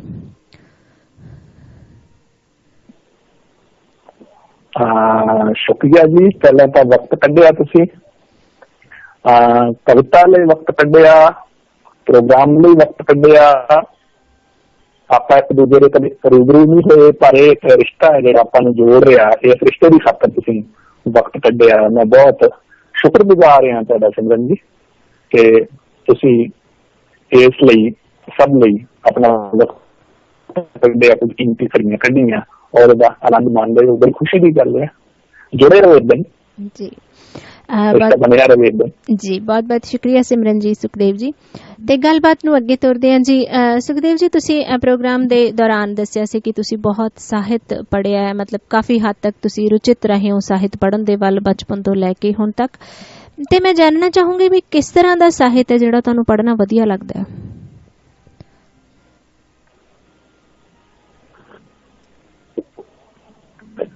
ਕਿਸ ਤਰ੍ਹਾਂ ਦਾ ਸਾਹਿਤ ਤੋਂ ਭਾਵ ਬੜਾ ਮਤਲਬ ਖੁੱਲਾ ਡੁੱਲਾ ਜਿਹਾ ਕੁਐਸਚਨ ਹੈ, ਬੜਾ ਕੁਝ ਸਮਾ ਜਾਂਦਾ ਇਹਦੇ ਵਿੱਚ। ਕਿਸ ਤਰ੍ਹਾਂ ਦੇ ਵਿੱਚ ਵਿਚਾਰਧਾਰਾ ਵੀ ਜਾਂਦੀ ਹੈ, ਕਿਸ ਤਰ੍ਹਾਂ ਦੇ ਵਿੱਚ ਮੈਚਿਓਰਿਟੀ ਦਾ ਲੈਵਲ ਵੀ ਆ ਜਾਂਦਾ ਹੈ, ਕਿਸ ਤਰ੍ਹਾਂ ਦਾ ਸਾਹਿਤ ਦੇ ਵਿੱਚ ਮਨਪਸੰਦ ਲੇਖਕ ਵੀ ਆ ਜਾਂਦੇ ਆ, ਮਨਪਸੰਦ ਵਿਸ਼ੇ ਵੀ ਆ ਜਾਂਦੇ ਆ। ਬੜਾ ਖੁੱਲਾ ਡੁੱਲਾ ਜਿਹਾ ਕੁਐਸਚਨ। ਮੈਂ ਸੋਚ ਰਿਹਾ ਹੈ ਕਿ ਕਿੱਥੋਂ ਸ਼ੁਰੂ ਕਰਾਂ ਮੈਂ ਗੱਲ ਕਰਨੀ ਜੀ। ਇਹਨੂੰ ਤੁਸੀਂ ਕਿਸ ਤਰ੍ਹਾਂ ਉਸੇ ਤਰ੍ਹਾਂ ਸ਼ੁਰੂ ਕਰੋ ਜਿਸ ਤਰ੍ਹਾਂ ਤੁਹਾਨੂੰ ਲੱਗਦਾ ਠੀਕ। ਹਾਂਜੀ, ਸਾਹਿਤ ਦੇ ਜੇ ਰੂਪਾਂ ਦੀ ਗੱਲ ਕਰੀਏ ਜੀ ਤਾਂ ਭਾਵੇਂ ਮੈਂ ਆਪਣੇ ਆਪ ਨੂੰ ਰਮਨਪ੍ਰੀਤ ਜੀ ਐਕਸਪ੍ਰੈਸ ਤਾਂ ਕਵਿਤਾ ਦੇ ਮਾਧਿਅਮ ਰਾਹੀਂ ਕਰ ਰਿਹਾ ਹਾਂ ਜੀ, ਪਰ ਜਿਹੜਾ ਮੈਂ ਪੜ੍ਹਨ ਦੇ ਪੱਖੋਂ ਜ਼ਿਆਦਾ ਸਾਹਿਤ ਹੁਣ ਤੱਕ ਪੜ੍ਹਿਆ ਉਹ ਮੈਂ ਨਾਵਲ, ਕਹਾਣੀ, ਇਸ ਕਿਸਮ ਦਾ ਸਾਹਿਤ ਹੈ ਜਿਹੜਾ ਉਹ ਜ਼ਿਆਦਾ ਪੜ੍ਹਿਆ ਆ ਜੀ। ਪੜ੍ਹੀ ਮੈਂ ਜ਼ਿਆਦਾ ਫਿਕਸ਼ਨ ਆ ਔਰ ਲਿਖੀ ਮੈਂ ਪੋਇਟਰੀ ਆ ਜੀ। ਇਹਦੇ ਪਿੱਛੇ ਤੁਹਾਨੂੰ ਕੀ ਕਾਰਨ ਹੈ ਕਿ ਹਾਂਜੀ ਇਹੀ ਮੈਂ ਪੁੱਛ ਰਹੀ ਸੀ ਕਿ ਕਾਰਨ ਇਹਦੇ ਪਿੱਛੇ ਕੀ ਤੁਹਾਨੂੰ ਲੱਗਦਾ ਕਿ ਕੀ ਕਾਰਨ ਹੋਏਗਾ? ਕਾਰਨ ਤਾਂ ਹੁਣ ਤਾਂ ਉਹ ਗੱਲ ਨਹੀਂ ਰਹੀ, ਪਰ ਫਿਰ ਵੀ ਜਿਹੜਾ ਸਮਾਂ ਮੇਰੇ ਕੋਲ ਖੁੱਲਾ ਸਮਾਂ ਹੁੰਦਾ ਸੀ ਜਦੋਂ ਪੜ੍ਹਨ ਦਾ, ਉਦੋਂ ਜਿਹੋ ਜਿਹੇ ਇਲਾਕੇ ਦੇ ਵਿੱਚ ਅਸੀਂ ਬੈਠੇ ਹੋਏ ਹਾਂ ਪੰਜਾਬ ਦੇ ਵਿੱਚ, ਤੁਸੀਂ ਜਾਣਦੇ ਜੇ ਮਲੋਟ ਅਬੋਹਰ ਦਾ ਜਿਹੜਾ ਇਲਾਕਾ ਆ ਐਜੂਕੇਸ਼ਨ ਲਈ ਔਰ ਕਲਚਰ ਦੇ ਪੱਖੋਂ ਬਾਕੀ ਪੰਜਾਬ ਦੇ ਇਲਾਕੇ ਤੋਂ, ਜਿਵੇਂ ਅਸੀਂ ਕਹਿ ਦਿੰਦੇ ਹਾਂ ਪਟਿਆਲਾ ਜਾਂ ਜਲੰਧਰ ਜਾਂ ਅੰਮ੍ਰਿਤਸਰ, ਉਹਨਾਂ ਇਲਾਕਿਆਂ ਨਾਲੋਂ ਕਲਚਰ ਦੇ ਪੱਖੋਂ ਦੇਖਿਆ ਜਾਵੇ ਤਾਂ ਥੋੜਾ ਅਸੀਂ ਪਛੜੇ ਹੋਏ ਹੈਗੇ ਹਾਂ। ਆਰਟ ਤੱਕ, ਲਿਟਰੇਚਰ ਤੱਕ, ਕਲਾ ਤੱਕ ਸਾਡੀ ਉਨੀ ਪਹੁੰਚ ਨਹੀਂ ਇਹਨਾਂ ਇਲਾਕਿਆਂ ਦੇ ਵਿੱਚ ਰਹਿ ਕੇ ਬਣਦੀ। ਔਰ ਸਪੈਸ਼ਲੀ ਲਿਟਰੇਚਰ ਜਿਹੜਾ ਥੋੜਾ ਬਹੁਤ ਮਿਲਦਾ ਵੀ ਹੈ ਜਾਂ ਮਿਲਦਾ ਸੀ ਉਹਨਾਂ ਜ਼ਮਾਨਿਆਂ ਦੇ ਵਿੱਚ ਜਦੋਂ ਪੜ੍ਹਨਾ ਸ਼ੁਰੂ ਕੀਤਾ, ਉਦੋਂ ਨਾਵਲ, ਕਹਾਣੀ ਇਹ ਤਾਂ ਰੂਪ ਸਾਡੇ ਤੱਕ ਪਹੁੰਚ ਜਾਂਦੇ ਸਨ, ਪਰ ਕਵਿਤਾ ਜਿਹੜੀ ਉਹ ਘੱਟ ਪਹੁੰਚਦੀ ਸੀਗੀ। ਉਦੋਂ ਅੱਜ ਵਰਗਾ ਜ਼ਮਾਨਾ ਨਹੀਂ ਸੀ ਇੰਟਰਨੈਟ ਵਗੈਰਾ ਦਾ ਜੀ। ਦੋਸਤੋ, ਲੱਗਦਾ ਕਿ ਸੁਖਦੇਵ ਜੀ ਦੇ ਨਾਲ ਜਿਹੜਾ ਮੇਰਾ ਰਾਬਤਾ ਹੈਗਾ ਉਹ ਟੁੱਟ ਗਿਆ ਹੈਗਾ। ਇੱਕ ਛੋਟੀ ਜਿਹੀ ਬ੍ਰੇਕ ਲੈਂਦੇ ਹਾਂ ਦੋਸਤੋ, ਬਣਾਉਂਦੇ ਹਾਂ ਉਹਨਾਂ ਦੇ ਨਾਲ ਫਿਰ ਤੋਂ ਰਾਬਤਾ ਤੇ ਮੁੜਦੇ ਹਾਂ ਫਿਰ ਤੋਂ ਪ੍ਰੋਗਰਾਮ ਕਲਮਾਂ ਦੇ ਵਾਰਸ ਦੇ ਵਿੱਚ। ਜਾਣਾ ਕਿਤੇ ਨਹੀਂ ਹੈ। ਬਿਜ਼ਨਸ ਹੋਵੇ ਛੋਟਾ ਜਾਂ ਵੱਡਾ, ਹਰ ਤਰ੍ਹਾਂ ਦੀਆਂ ਟੈਕਸ ਜ਼ਰੂਰਤਾਂ ਲਈ ਸੁਖਦੇਵ ਜੀ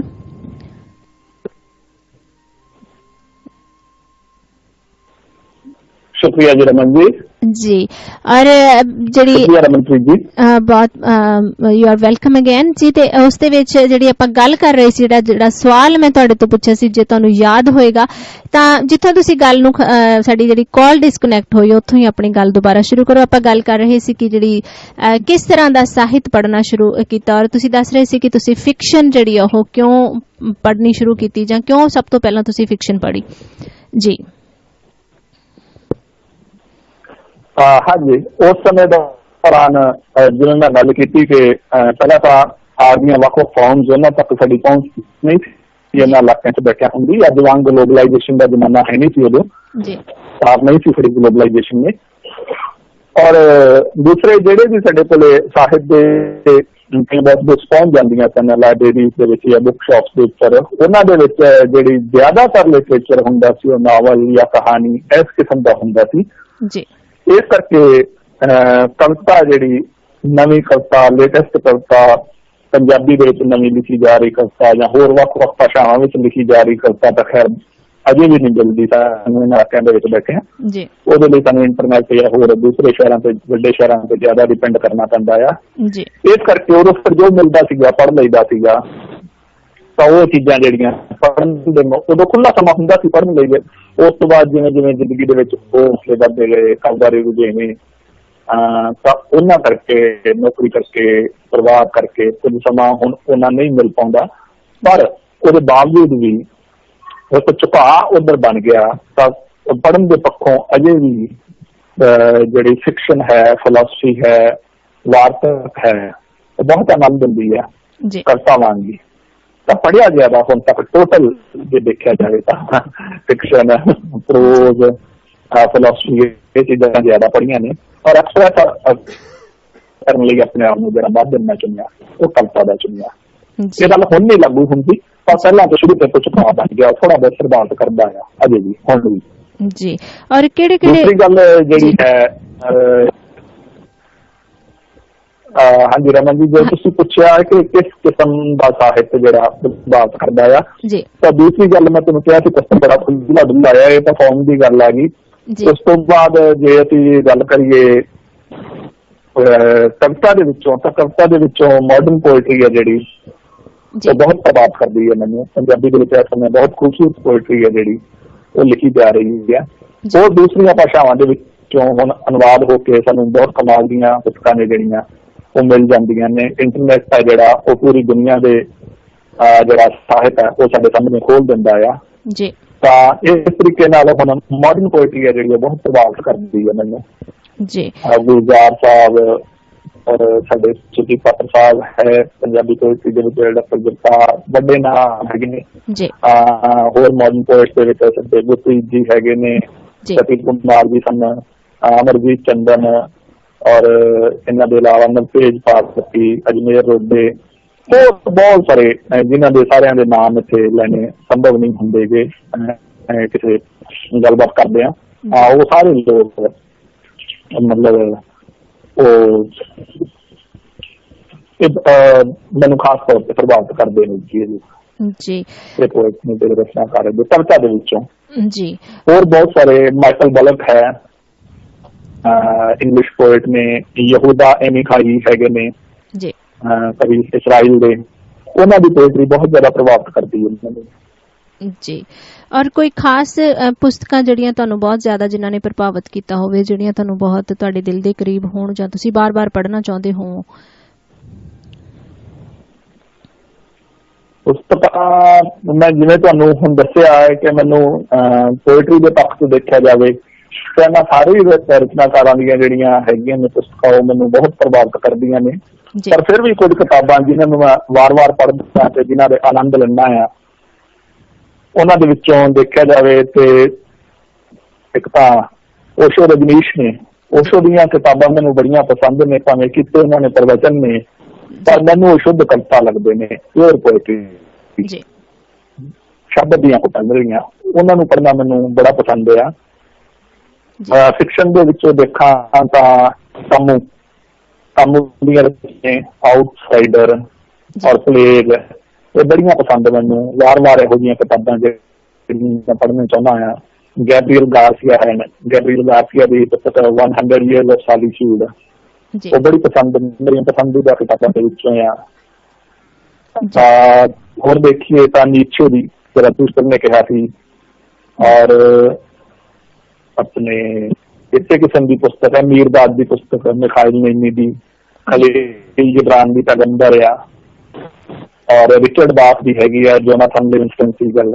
ਇਹ ਕਿਤਾਬਾਂ ਮੈਨੂੰ ਬਹੁਤ ਪ੍ਰਭਾਵਿਤ ਕਰਦੀਆਂ, ਭਾਵੇਂ ਕਿ ਲਿਖੀਆਂ ਕਵਿਤਾ ਦੇ ਵਿੱਚ ਨਹੀਂ, ਪਰ ਇਹਨਾਂ ਕਿਤਾਬਾਂ ਦਾ ਜਿਹੜਾ ਇੱਕ ਅੱਖਰ ਹੈ ਜਿਹੜਾ ਉਹ ਕਵਿਤਾ ਦੇ ਵਿੱਚ ਡੁੱਬਿਆ ਹੋਇਆ, ਸੈਂਕੜੇ ਕਵਿਤਾਵਾਂ ਦੇ ਬਰਾਬਰ ਅਸਰ ਰੱਖਦਾ ਇਹਨਾਂ ਕਿਤਾਬਾਂ ਦਾ ਇੱਕ ਵਾਕ ਜੀ। ਸੋ ਇਹ ਕਿਤਾਬਾਂ ਮੈਨੂੰ ਬੜੀਆਂ ਪਸੰਦ ਨੇ ਜੀ। ਤੇ ਸੁਖਦੇਵ ਜੀ, ਸਿਮਰਨ ਜੀ ਨੇ ਬੈਂਕਾਕ ਤੋਂ ਇੱਕ ਸਵਾਲ ਤੁਹਾਡੇ ਲਈ ਭੇਜਿਆ ਜੀ। ਉਹ ਕਹਿੰਦੇ ਨੇ ਕਿ ਨਵੇਂ ਲੇਖਕਾਂ ਨੂੰ ਤੁਸੀਂ ਕੀ ਕਹਿਣਾ ਚਾਹੁੰਦੇ ਹੋ?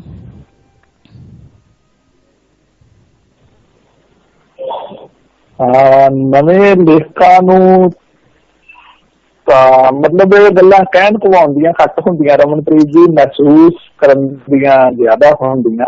ਸਾਹਿਤ ਦਾ ਜਿਹੜਾ ਰਿਸ਼ਤਾ ਆ ਉਹ ਰਿਸ਼ਤਾ ਸੰਵੇਦਨਾ ਦਾ ਰਿਸ਼ਤਾ ਆ ਜੀ।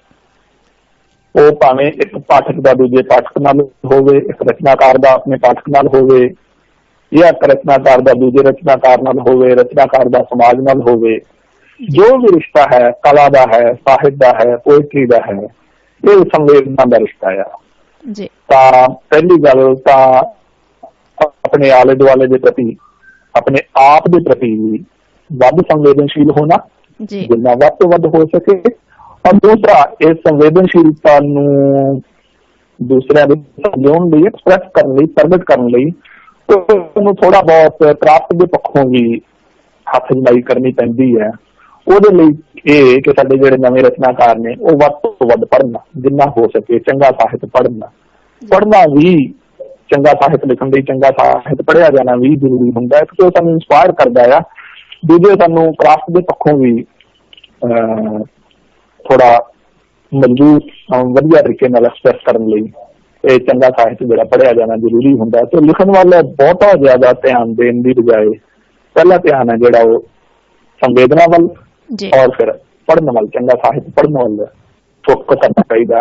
ਉਸ ਤੋਂ ਬਾਅਦ ਵਿੱਚ ਜਦੋਂ ਫਿਰ ਫੁੱਲ ਕੋ ਖਿੜਦਾ ਆ ਤਾਂ ਫਿਰ ਉਹਦੀ ਖੁਸ਼ਬੂ ਨੂੰ ਕਹਿਣ ਦੀ ਲੋੜ ਨਹੀਂ ਪੈਂਦੀ, ਉਹ ਆ ਹੀ ਹੁੰਦੀ ਆ, ਆਪਣੇ ਆਪ ਹੀ ਆ ਜਾਂਦੀ ਹੈ ਜੀ। ਜੀ ਬਿਲਕੁਲ, ਬਹੁਤ ਖੂਬ ਜੀ। ਮੈਨੂੰ ਲੱਗਦਾ ਸਿਮਰਨ ਜੀ ਨੂੰ ਉਹਨਾਂ ਦੇ ਸਵਾਲ ਦਾ ਜਵਾਬ ਜਿਹੜਾ ਉਹ ਮਿਲ ਗਿਆ ਹੋਊਗਾ। ਬਹੁਤ ਬਹੁਤ ਸ਼ੁਕਰੀਆ ਸਿਮਰਨ ਜੀ। ਤੇ ਸੁਖਦੇਵ ਜੀ, ਤੁਸੀਂ ਜਿਵੇਂ ਲਿਖਣ ਦੀ ਗੱਲ ਕੀਤੀ, ਪੜ੍ਹਨ ਦੀ ਗੱਲ ਕੀਤੀ, ਸਾਹਿਤ ਦੇ ਨਾਲ ਜੁੜੇ ਰਹਿਣ ਦੀ ਗੱਲ ਕੀਤੀ, ਤੇ ਜਿਵੇਂ ਕਿ ਤੁਸੀਂ ਆਪਣੀ, ਜੇ ਮੈਂ ਤੁਹਾਨੂੰ ਪੁੱਛਾਂ ਕਿ ਤੁਸੀਂ ਆਪਣੀ ਜਿਹੜੀ ਰੋਜ਼ਮਰਾ ਦੀ ਜ਼ਿੰਦਗੀ ਦੇ ਵਿੱਚ ਕਿੰਨਾ ਕੁ ਵਕਤ ਕੱਢ ਲੈਂਦੇ ਹੋ ਪੜ੍ਹਨ ਪੜ੍ਹਾਉਣ ਦੇ ਲਈ, ਔਰ ਆਪਣੀ ਇਸ ਜਿਵੇਂ ਕਿ ਤੁਸੀਂ ਇੱਕ ਐਜ਼ ਅ ਪ੍ਰਿੰਸੀਪਲ ਇੱਕ ਜੌਬ ਵੀ ਕਰਦੇ ਹੋ, ਉਸ ਤੋਂ ਬਾਅਦ ਘਰ ਪਰਿਵਾਰ, ਹੋਰ ਵੀ ਜ਼ਿੰਦਗੀ ਦੇ ਰੁਝੇਵੇਂ ਬਹੁਤ ਸਾਰੇ ਹੁੰਦੇ ਨੇ, ਔਰ ਇਹ ਸਾਰੇ ਕੁਝ ਦੇ ਵਿੱਚ ਜਿਹੜਾ ਸਾਹਿਤ ਹੈ, ਲਿਖਣਾ ਜਾਂ ਪੜ੍ਹਨਾ ਜਾਂ ਇਹ ਸਾਰਾ ਜਿਹੜਾ ਪ੍ਰੋਸੈਸ ਉਹ ਕਿੰਨਾ ਕੁ ਵਕਤ ਜਿਹੜਾ ਤੁਸੀਂ ਦੇ ਸਕਦੇ ਹੋ, ਉਸ ਨੂੰ ਦੇ ਪਾਉਂਦੇ ਹੋ ਅੱਜ ਕੱਲ੍ਹ?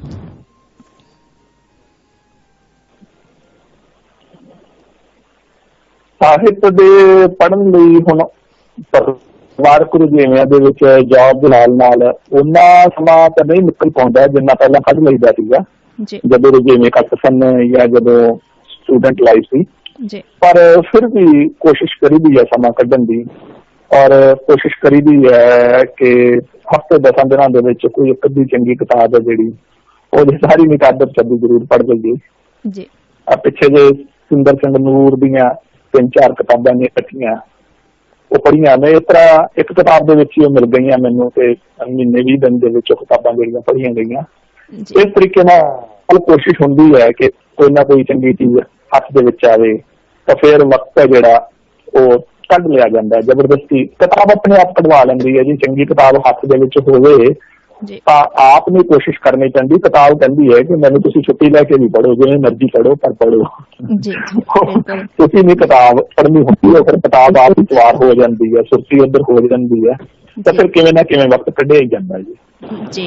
ਬਹੁਤ ਵਧੀਆ, ਬਹੁਤ ਖੂਬ ਜੀ। ਔਰ ਜਿਹੜੀਆਂ ਗੱਲਾਂ ਬਾਤਾਂ ਜ਼ਿਆਦਾ ਹੋ ਰਹੀਆਂ ਨੇ, ਪਰ ਮੈਂ ਜ਼ਿਆਦਾ ਤੋਂ ਜ਼ਿਆਦਾ ਤੁਹਾਡੀਆਂ ਕਵਿਤਾਵਾਂ ਵੀ ਸੁਣਨਾ ਚਾਹੁੰਦੀ ਹਾਂ ਔਰ ਤੁਹਾਡੇ ਬਾਰੇ ਜਾਣਨਾ ਵੀ ਚਾਹੁੰਦੀ ਹਾਂ, ਔਰ ਚਾਹੁੰਦੀ ਹਾਂ ਕਿ ਸਰੋਤੇ ਜਿਹੜੇ ਉਹ ਹੋਰ ਤੁਹਾਡੇ ਬਾਰੇ ਜਾਣਨ। ਗੱਲਬਾਤ ਜਿਹੜੀ ਇਹ ਇਸੇ ਤਰ੍ਹਾਂ ਜਾਰੀ ਰੱਖਾਂਗੇ, ਪਰ ਉਸ ਤੋਂ ਪਹਿਲਾਂ ਆਪਣੀਆਂ ਕੁਝ ਰਚਨਾਵਾਂ ਜਿਹੜੀਆਂ ਉਹ ਸਰੋਤਿਆਂ ਦੇ ਨਾਲ ਸਾਂਝੀਆਂ ਕਰੋ, ਜਿਹੜੀਆਂ ਤੁਹਾਨੂੰ ਲੱਗਦਾ ਕਿ 2-3-4 ਜਿਹੜੀਆਂ ਤੁਸੀਂ ਸੁਣਾਉਣਾ ਚਾਹੋਗੇ ਹੁਣ। ਰਮਨਪ੍ਰੀਤ ਜੀ, ਮੈਂ ਕੁਝ ਛੋਟੀਆਂ ਰਚਨਾਵਾਂ ਪੜ੍ਹ ਰਿਹਾ ਤੁਹਾਡੇ ਕੋਲੇ, ਛੋਟੀਆਂ ਮੀਨਿੰਗਫੁਲ ਰਚਨਾਵਾਂ ਜਿਹੜੀਆਂ ਹਨ ਜੀ, ਮੇਰੀਆਂ ਪਸੰਦੀਦਾ ਕਵਿਤਾਵਾਂ ਨੇ, ਛੋਟੀਆਂ ਉਹ ਕੁਝ ਮੈਂ ਪੜ੍ਹਦਾ ਤੁਹਾਡੇ ਕੋਲੇ ਜੀ। ਕੁਝ ਸੈਂਟੈਂਸਿਸ, ਥੋੜੇ ਸੈਂਟੈਂਸਿਸ ਦੀਆਂ ਨੇ ਕਵਿਤਾਵਾਂ ਜੀ। ਪਹਿਲੀ ਕਵਿਤਾ ਹੈ ਜੀ, ਤੁਰਨ ਦੀ ਜਾਂਚ। ਜੀ। ਮੈਂ ਤੁਰਦਾ ਹਾਂ ਬਾਹਰ ਤੇ ਵੇਖਦਾ ਹਾਂ ਅੰਦਰ। ਵਾਹ ਜੀ ਵਾਹ।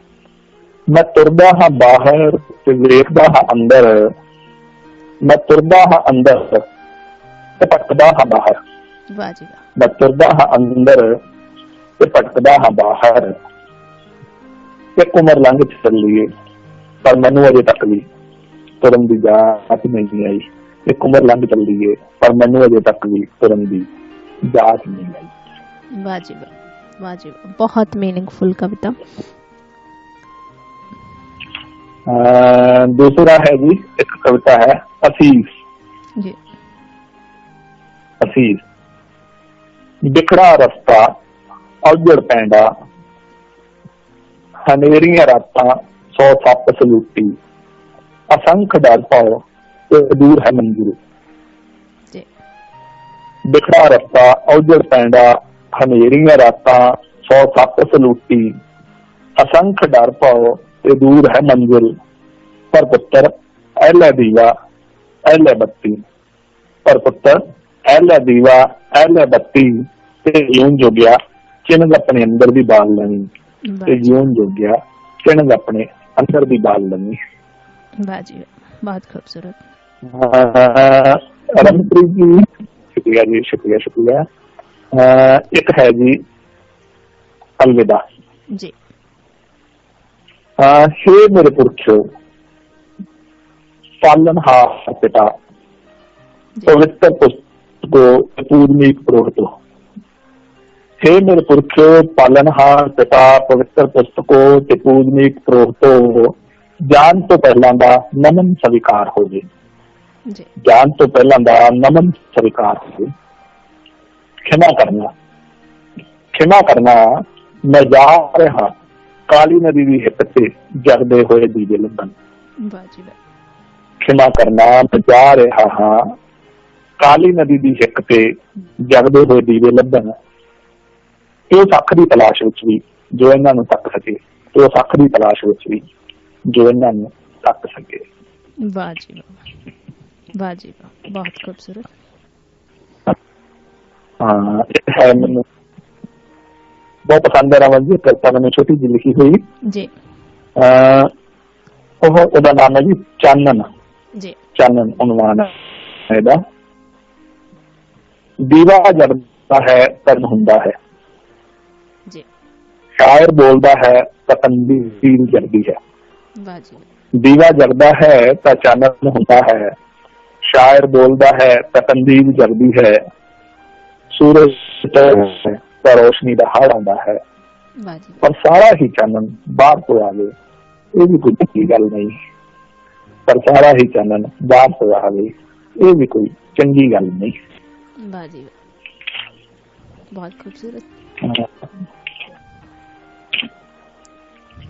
ਇੱਕ ਰਮਨ ਜੀ, ਪਿਛਲੇ ਦਿਨ ਨਾ ਮੈਂ ਕੁਝ ਨਵੀਆਂ ਕਵਿਤਾਵਾਂ ਜਿਹੜੀਆਂ ਲਿਖੀਆਂ ਉਹਨਾਂ ਦੇ ਵਿੱਚੋਂ ਇੱਕ ਕਵਿਤਾ ਤੁਹਾਨੂੰ ਮੈਂ ਸੁਣਾਉਣਾ ਹੈ, ਪੇਸ਼ ਹੈ ਜੀ। ਕਵਿਤਾ ਦਾ ਉਨਵਾਨ ਹੈ ਮਹਾਸਿਰਜਣਾ। ਮਹਾਸਿਰਜਣਾ। ਹਰ ਰੋਜ਼ ਕਤਰਾ ਕਤਰਾ, ਤੁਪਕਾ ਤੁਪਕਾ, ਨਿੱਕੇ ਨਿੱਕੇ ਸਾਹ, ਮੰਦ ਮੰਦ ਖੁਸ਼ਬੂ ਤੇ ਟਿਮਟਮਾਉਂਦੇ ਤਾਰਿਆਂ ਵਿੱਚ ਮੈਂ ਕਰਦਾ ਹਾਂ ਤੈਨੂੰ ਤੇ ਤੂੰ ਸਿਰਜ ਲੈਂਦੀ ਹੈ ਮੈਨੂੰ। ਵਾਹ ਜੀ ਵਾਹ। ਹਰ ਰੋਜ਼ ਕਤਰਾ ਕਤਰਾ, ਹਰ ਰੋਜ਼ ਕਤਰਾ ਕਤਰਾ, ਤੁਪਕਾ ਤੁਪਕਾ, ਨਿੱਕੇ ਨਿੱਕੇ ਸਾਹ, ਮੰਦ ਮੰਦ ਖੁਸ਼ਬੂ ਤੇ ਟਿਮਟਮਾਉਂਦੇ ਤਾਰਿਆਂ ਵਿੱਚ ਮੈਂ ਘੜਦਾ ਹਾਂ ਤੈਨੂੰ ਤੇ ਤੂੰ ਸਿਰਜ ਲੈਂਦੀ ਹੈ ਮੈਨੂੰ। ਰਾਤ ਆਉਂਦੀ ਹੈ, ਬੁੱਝ ਜਾਂਦੇ ਨੇ ਸਭ ਰੰਗਾਂ ਰਾਗਾਂ ਤੇ ਰਿਸ਼ਤਿਆਂ ਦੇ ਨਾਂ। ਰਾਤ ਆਉਂਦੀ ਹੈ, ਬੁੱਝ ਜਾਂਦੇ ਸਭ ਰੰਗਾਂ ਰਾਗਾਂ ਤੇ ਰਿਸ਼ਤਿਆਂ ਦੇ ਨਾਂ। ਥੱਕੇ ਹਾਰੇ ਹੋਏ ਜਿਸਮਾਂ ਤੇ ਰੂਹਾਂ ਦੀ ਭੰਨ ਤੋੜ ਹੁੰਦੀ। ਥੱਕੇ ਹਾਰੇ ਹੋਏ ਜਿਸਮਾਂ ਤੇ ਰੂਹਾਂ ਦੀ ਭੰਨ ਭੜ ਹੁੰਦੀ, ਤਰਤੀਬ ਗ੍ਰਹਿਣ ਕਰਦੇ ਸਭ ਚੰਨਾ ਤਾਰਿਆਂ ਆਕਾਸ਼ ਗੰਗਾਵਾਂ ਦੇ ਝੁੰਡ। ਜੀ ਤਰਤੀਬ ਗ੍ਰਹਿਣ ਕਰਦੇ ਸਭ ਚੰਨਾ ਤਾਰਿਆਂ ਆਕਾਸ਼ ਗੰਗਾਵਾਂ ਦੇ ਝੁੰਡ, ਦੂਰ ਬ੍ਰਹਮੰਡੀ ਕੋਨਿਆਂ ਵਿੱਚ ਸਰਗੋਸ਼ੀਆਂ ਦੇ ਝੂਲੇ ਝੂਲਦੇ। ਵਾਹ ਜੀ ਵਾਹ। ਦੂਰ ਬ੍ਰਹਮੰਡੀ ਕੋਨਿਆਂ ਵਿੱਚ ਸਰਗੋਸ਼ੀਆਂ ਦੇ ਝੂਲੇ ਝੂਲਦੇ, ਸਮੇਂ ਤੇ ਸਪੇਸ ਦੇ ਪੰਨਿਆਂ ਤੇ ਇੱਕ ਹੋਰ ਮਹਾਕਾਲ ਸਿਰਜਿਆ ਜਾਂਦਾ। ਵਾਹ ਜੀ। ਸਮੇਂ ਤੇ ਸਪੇਸ ਦੇ ਪੰਨਿਆਂ ਤੇ ਇੱਕ ਹੋਰ ਮਹਾਕਾਲ ਸਿਰਜਿਆ ਜਾਂਦਾ। ਲੱਪ ਕੁ ਚਾਨਣ, ਚੱਪਾ ਤੇ ਧਰਤੀ ਤੇ ਥੋੜਾ ਜਿਹਾ ਅਸਮਾਨ, ਚੰਨ ਤਾਰੇ ਸਾਥੋਂ ਮੰਗਦੇ। ਲੱਪ ਕੁ ਚਾਨਣ, ਚੱਪਾ ਕੁ ਧਰਤੀ ਤੇ ਥੋੜਾ ਜਿਹਾ ਅਸਮਾਨ, ਚੰਨ ਤਾਰੇ ਸਾਥ ਮੰਗਦੇ। ਹਰ ਰੋਜ਼ ਬ੍ਰਹਿਮੰਡ ਦੇ ਕੋਨਿਆਂ ਵਿੱਚ ਅਸੀਂ ਸਿਰਜਣਾ ਰਤ ਹੁੰਦੇ ਹਾਂ। ਮੈਂ ਕਰ ਲੈਂਦਾ ਹਾਂ ਤੈਨੂੰ ਤੇ ਤੂੰ ਸਿਰਜ ਲੈਂਦੀ ਹੈ ਮੈਨੂੰ, ਮੈਂ ਕਰ ਲੈਂਦਾ ਹਾਂ ਤੈਨੂੰ ਤੇ ਤੂੰ ਸਿਰਜ ਲੈਂਦੀ ਹੈ ਮੈਨੂੰ। ਵਾਹ ਜੀ ਵਾਹ, ਬਹੁਤ ਖੂਬਸੂਰਤ ਰਚਨਾ। ਸ਼ੁਕਰੀਆ ਰਮਨ ਜੀ। ਤੇ ਸੁਖਦੇਵ ਜੀ, ਹੁਣ ਅਗਲਾ ਸਵਾਲ ਜਿਹੜਾ ਮੈਂ ਤੁਹਾਨੂੰ ਪੁੱਛਣਾ ਚਾਹਾਂਗੀ ਉਹ ਇਹ ਹੈ ਕਿ ਜਿਹੜੀ ਅੱਜ ਕੱਲ੍ਹ ਦਾ ਜਿਹੜਾ ਵਕਤ ਜਿਹੜਾ ਉਹ ਬਹੁਤ ਤੇਜ਼ੀ ਨਾਲ ਬਦਲਦਾ ਜਾ ਰਿਹਾ ਹੈ, ਜਿਹੜੀ ਟੈਕਨੋਲੋਜੀ ਹੈਗੀ ਆ ਉਹ ਸਾਡੇ ਤੇ ਹਾਵੀ ਹੁੰਦੀ ਜਾ ਰਹੀ ਹੈ। ਜਿਹੜੇ ਜ਼ਿੰਦਗੀ ਦੇ ਜਿਹੜੇ ਤੌਰ ਤਰੀਕੇ ਨੇ, ਰਹਿਣ ਦੇ ਤੌਰ ਤਰੀਕੇ ਨੇ, ਉਹ ਬਹੁਤ ਛੇਤੀ ਬਦਲ ਗਏ ਨੇ। ਜਿਹੜੀ ਟੈਕਨੋਲੋਜੀ ਇੰਨੀ ਜ਼ਿਆਦਾ ਸਾਡੀ ਜ਼ਿੰਦਗੀ ਤੇ ਹਾਵੀ ਹੋ ਗਈ ਹੈ, ਅਸੀਂ ਕਈ ਵਾਰੀ ਇਸ ਦੌਰ ਦੇ ਵਿੱਚ ਆ ਕੇ ਇਨਸਾਨ ਆਪਣੇ ਆਪ ਨੂੰ ਭਟਕਿਆ, ਆਪਣੇ ਆਪ ਨੂੰ ਗੁਆਚ ਗਿਆ ਮਹਿਸੂਸ ਕਰਦਾ ਹੈ। ਤਾਂ ਇਸ ਸਾਰੇ ਕੁਝ ਨੂੰ ਤੁਸੀਂ ਕਿਸ ਨਜ਼ਰ ਨਾਲ ਦੇਖਦੇ ਹੋ?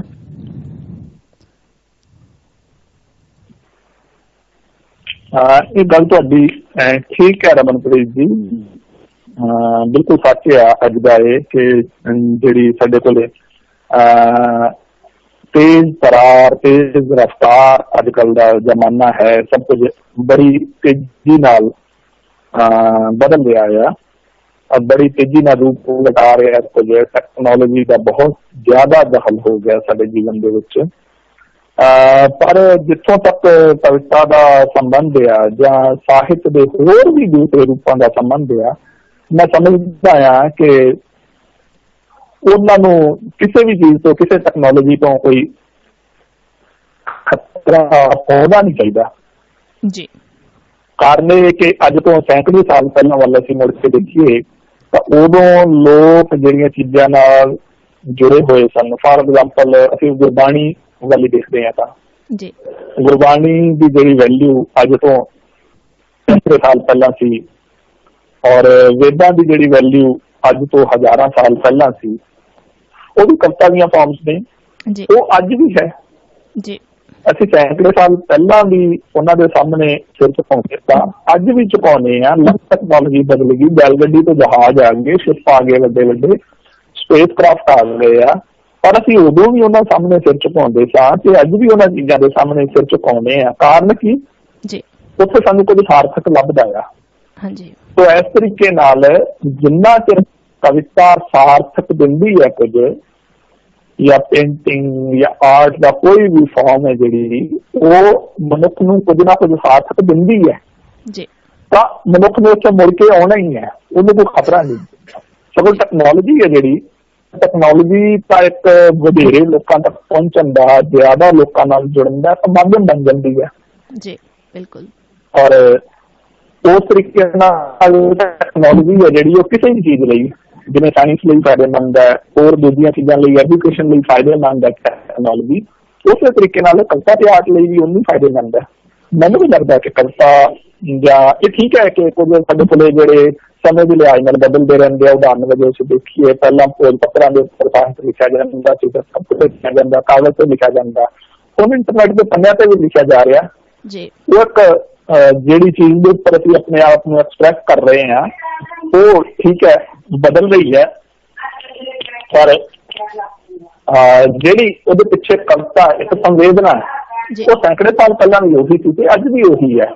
ਉਹਨੂੰ ਕੋਈ ਪਤਾ ਨਹੀਂ ਕਿਸੇ ਵੀ ਰੂਪ ਚ ਲੱਖ ਟੈਕਨੋਲੋਜੀ ਆਵੇ, ਪਹਿਲਾਂ ਵੀ ਟੈਕਨੋਲੋਜੀ ਬਦਲਦੀ ਰਹੀ ਹੈ, ਪਹਿਲਾਂ ਰਫਤਾਰ ਸਲੋ ਸੀ, ਹੁਣ ਤੇਜ਼ ਆ, ਪਰ ਫਿਰ ਵੀ ਜਿਹੜਾ ਸਾਡੇ ਕੋਲੇ ਸੰਵੇਦਨਾ ਉਹੀ ਦੀ ਉਹੀ ਹੈ। ਤਾਂ ਜਿੰਨੀ ਦੇਰ ਤੱਕ ਸੰਵੇਦਨਾ ਕਾਇਮ ਹੈ, ਉਹ ਸ਼ੁੱਧ ਪ੍ਰਤੀ ਦੀ ਇੱਕ ਭਾਵਨਾ ਮਗਰ ਖੜੀ ਹੈ, ਸਾਰਥਕ ਹੈ ਸਾਡੇ ਜੀਵਨ ਲਈ, ਉਨੀ ਦੇਰ ਖਤਰਾ ਨਹੀਂ।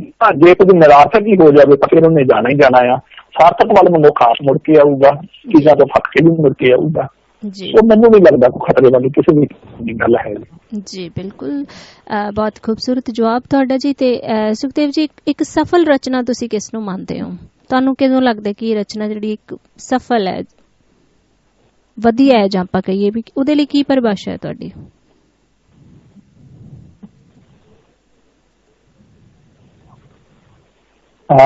ਸਫਲ ਰਚਨਾ ਤਾਂ ਇਹਦੇ ਸੰਬੰਧ ਵਿੱਚ ਮੈਨੂੰ ਲੱਗਦਾ ਸਫਲ ਰਚਨਾ ਹੁੰਦੀ ਹੈ ਜਿਹੜੀ ਉਹ ਇਕੱਲੇ ਇੱਕ ਮਨੁੱਖ ਦੇ ਆਪਣੇ ਮਨ ਦੇ ਭਾਵ ਨਹੀਂ ਪ੍ਰਗਟ ਕਰਦੀ, ਉਹ ਸਮੂਹ ਨੂੰ, ਸਾਰੇ ਮਤਲਬ ਉਹਦੇ ਆਲੇ ਦੁਆਲੇ ਦੇ ਲੋਕਾਂ ਨੂੰ, ਉਹਦੇ ਸਮਾਜ ਨੂੰ, ਪੂਰੇ ਦੇ ਪੂਰੇ ਸੰਸਾਰ ਨੂੰ ਔਰ ਪੂਰੇ ਦੇ ਪੂਰੇ ਯੂਨੀਵਰਸ ਨੂੰ ਵੀ ਆਪਣੀ ਅੱਖ ਦੇ ਵਿੱਚ ਲੈਂਦੀ ਹੈ। ਉਹ ਹਰ ਇੱਕ ਚੀਜ਼ ਨੂੰ ਆਪਣੇ ਨਾਲ ਕੋਰਿਲੇਟ ਕਰ ਲੈਂਦੀ ਹੈ। ਚੰਗੀ ਤੇ ਸਫਲ ਰਚਨਾ ਜਿਹੜੀ ਇਹੀ ਉਹਦੀ ਨਿਸ਼ਾਨੀ ਹੁੰਦੀ ਹੈ ਕਿ ਉਹਦੇ ਵਿੱਚ ਸਭ ਕੁਝ ਸਮਾ ਜਾਂਦਾ ਹੈ। ਕੋਈ ਵੀ ਕਿੰਕਾ ਵੀ, ਕਿੰਕੇ ਤੋਂ ਲੈ ਕੇ ਸਰਬਤ ਤੱਕ ਹਰ ਇੱਕ ਚੀਜ਼ ਨਾਲ ਜਿਹੜੀ ਜੁੜ ਜਾਂਦੀ ਹੈ, ਉਹਨੂੰ ਤੋੜ ਕੇ ਵੱਖ ਕਰਕੇ ਨਹੀਂ ਦੇਖਿਆ ਜਾ ਸਕਦਾ ਜੀਵਨ ਨਾਲ। ਇਹ ਇੱਕ ਚੰਗੀ ਰਚਨਾ ਦੀ ਮੈਂ ਨਿਸ਼ਾਨੀ ਸਮਝਦਾ ਹਾਂ। ਜਿਵੇਂ ਆਪਾਂ ਮਲਟੀ ਡਾਇਮੈਂਸ਼ਨਲ ਹੁੰਦੀ ਹੈ ਜਿਹੜੀ ਸਫਲ ਰਚਨਾ ਹੁੰਦੀ ਹੈ। ਕਈ ਵਾਰ ਏਦਾਂ ਹੁੰਦਾ ਹੈ ਕਿ ਲਿਖਣ ਵਾਲਾ ਉਹ ਰਚਨਾ ਦੇ ਖਿਆਲ ਦੀ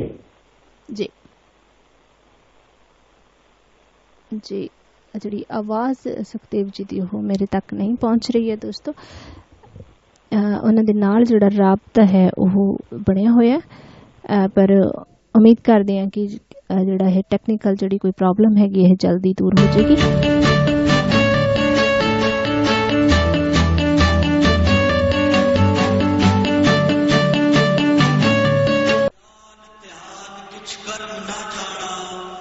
ਤੇ ਪ੍ਰੋਗਰਾਮ ਦਾ ਜਿਹੜਾ ਵਕਤ ਹੈ ਉਹ ਬਹੁਤ ਥੋੜਾ ਜਿਹਾ ਰਹਿ ਗਿਆ ਦੋਸਤੋ, ਪਰ ਉਹਦੇ ਬਾਵਜੂਦ ਜਿਹੜੀਆਂ ਗੱਲਾਂ ਬਾਤਾਂ ਉਹ ਇੰਨੀਆਂ ਖੂਬਸੂਰਤ ਨੇ, ਰਚਨਾਵਾਂ ਇਹਨਾਂ ਦੀਆਂ ਇੰਨੀਆਂ ਖੂਬਸੂਰਤ ਨੇ। ਤੇ ਮੈਂ ਚਾਹੁੰਦੀ ਹਾਂ ਕਿ ਜਾਣ ਤੋਂ ਪਹਿਲਾਂ ਇਹਨਾਂ ਤੋਂ ਇੱਕ ਹੋਰ ਰਚਨਾ ਜਿਹੜੀ ਉਹ ਸੁਣੀ ਜਾਏ। ਸੁਖਦੇਵ ਜੀ, ਕੋਈ ਹੋਰ ਰਚਨਾ ਜਿਹੜੀ ਤੁਸੀਂ ਸਰੋਤਿਆਂ ਦੇ ਰੂਬਰੂ ਕਰਨਾ ਚਾਹੋ?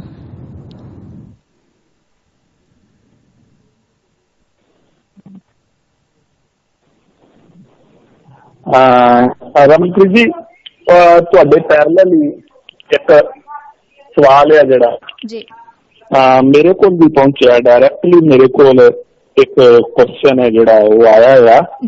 ਜੇ ਤੁਸੀਂ ਆਗਿਆ ਦਿਓ ਤਾਂ ਉਹ ਕੁਐਸਚਨ ਹੈ ਜਿਹੜਾ ਉਹ ਮੈਂ ਪੜ੍ਹਦੇ ਆ ਇੱਧਰੋਂ, ਉਹਦਾ ਜਵਾਬ ਦੇ ਦਿੰਦਾ। ਜੀ ਬਿਲਕੁਲ ਜੀ, ਸਵਾਲ ਵੀ ਦੱਸੋ ਔਰ ਜਵਾਬ ਵੀ ਦੱਸੋ। ਕੁਐਸਚਨ ਆ ਗਿਆ ਜੀ ਡਾਇਰੈਕਟਲੀ। ਜੀ ਦੱਸੋ ਜੀ, ਜ਼ਰੂਰ। ਇਹ ਮੇਰੇ ਕੋਲ ਜੀ ਮਲੋਟ ਤੋਂ ਸਰਦਾਰ ਹਿੰਮਤ ਸਿੰਘ ਜੀ, ਉਹਨਾਂ ਵੱਲੋਂ ਇੱਕ ਕੁਐਸਚਨ ਆਇਆ ਆ ਜੀ। ਇਹ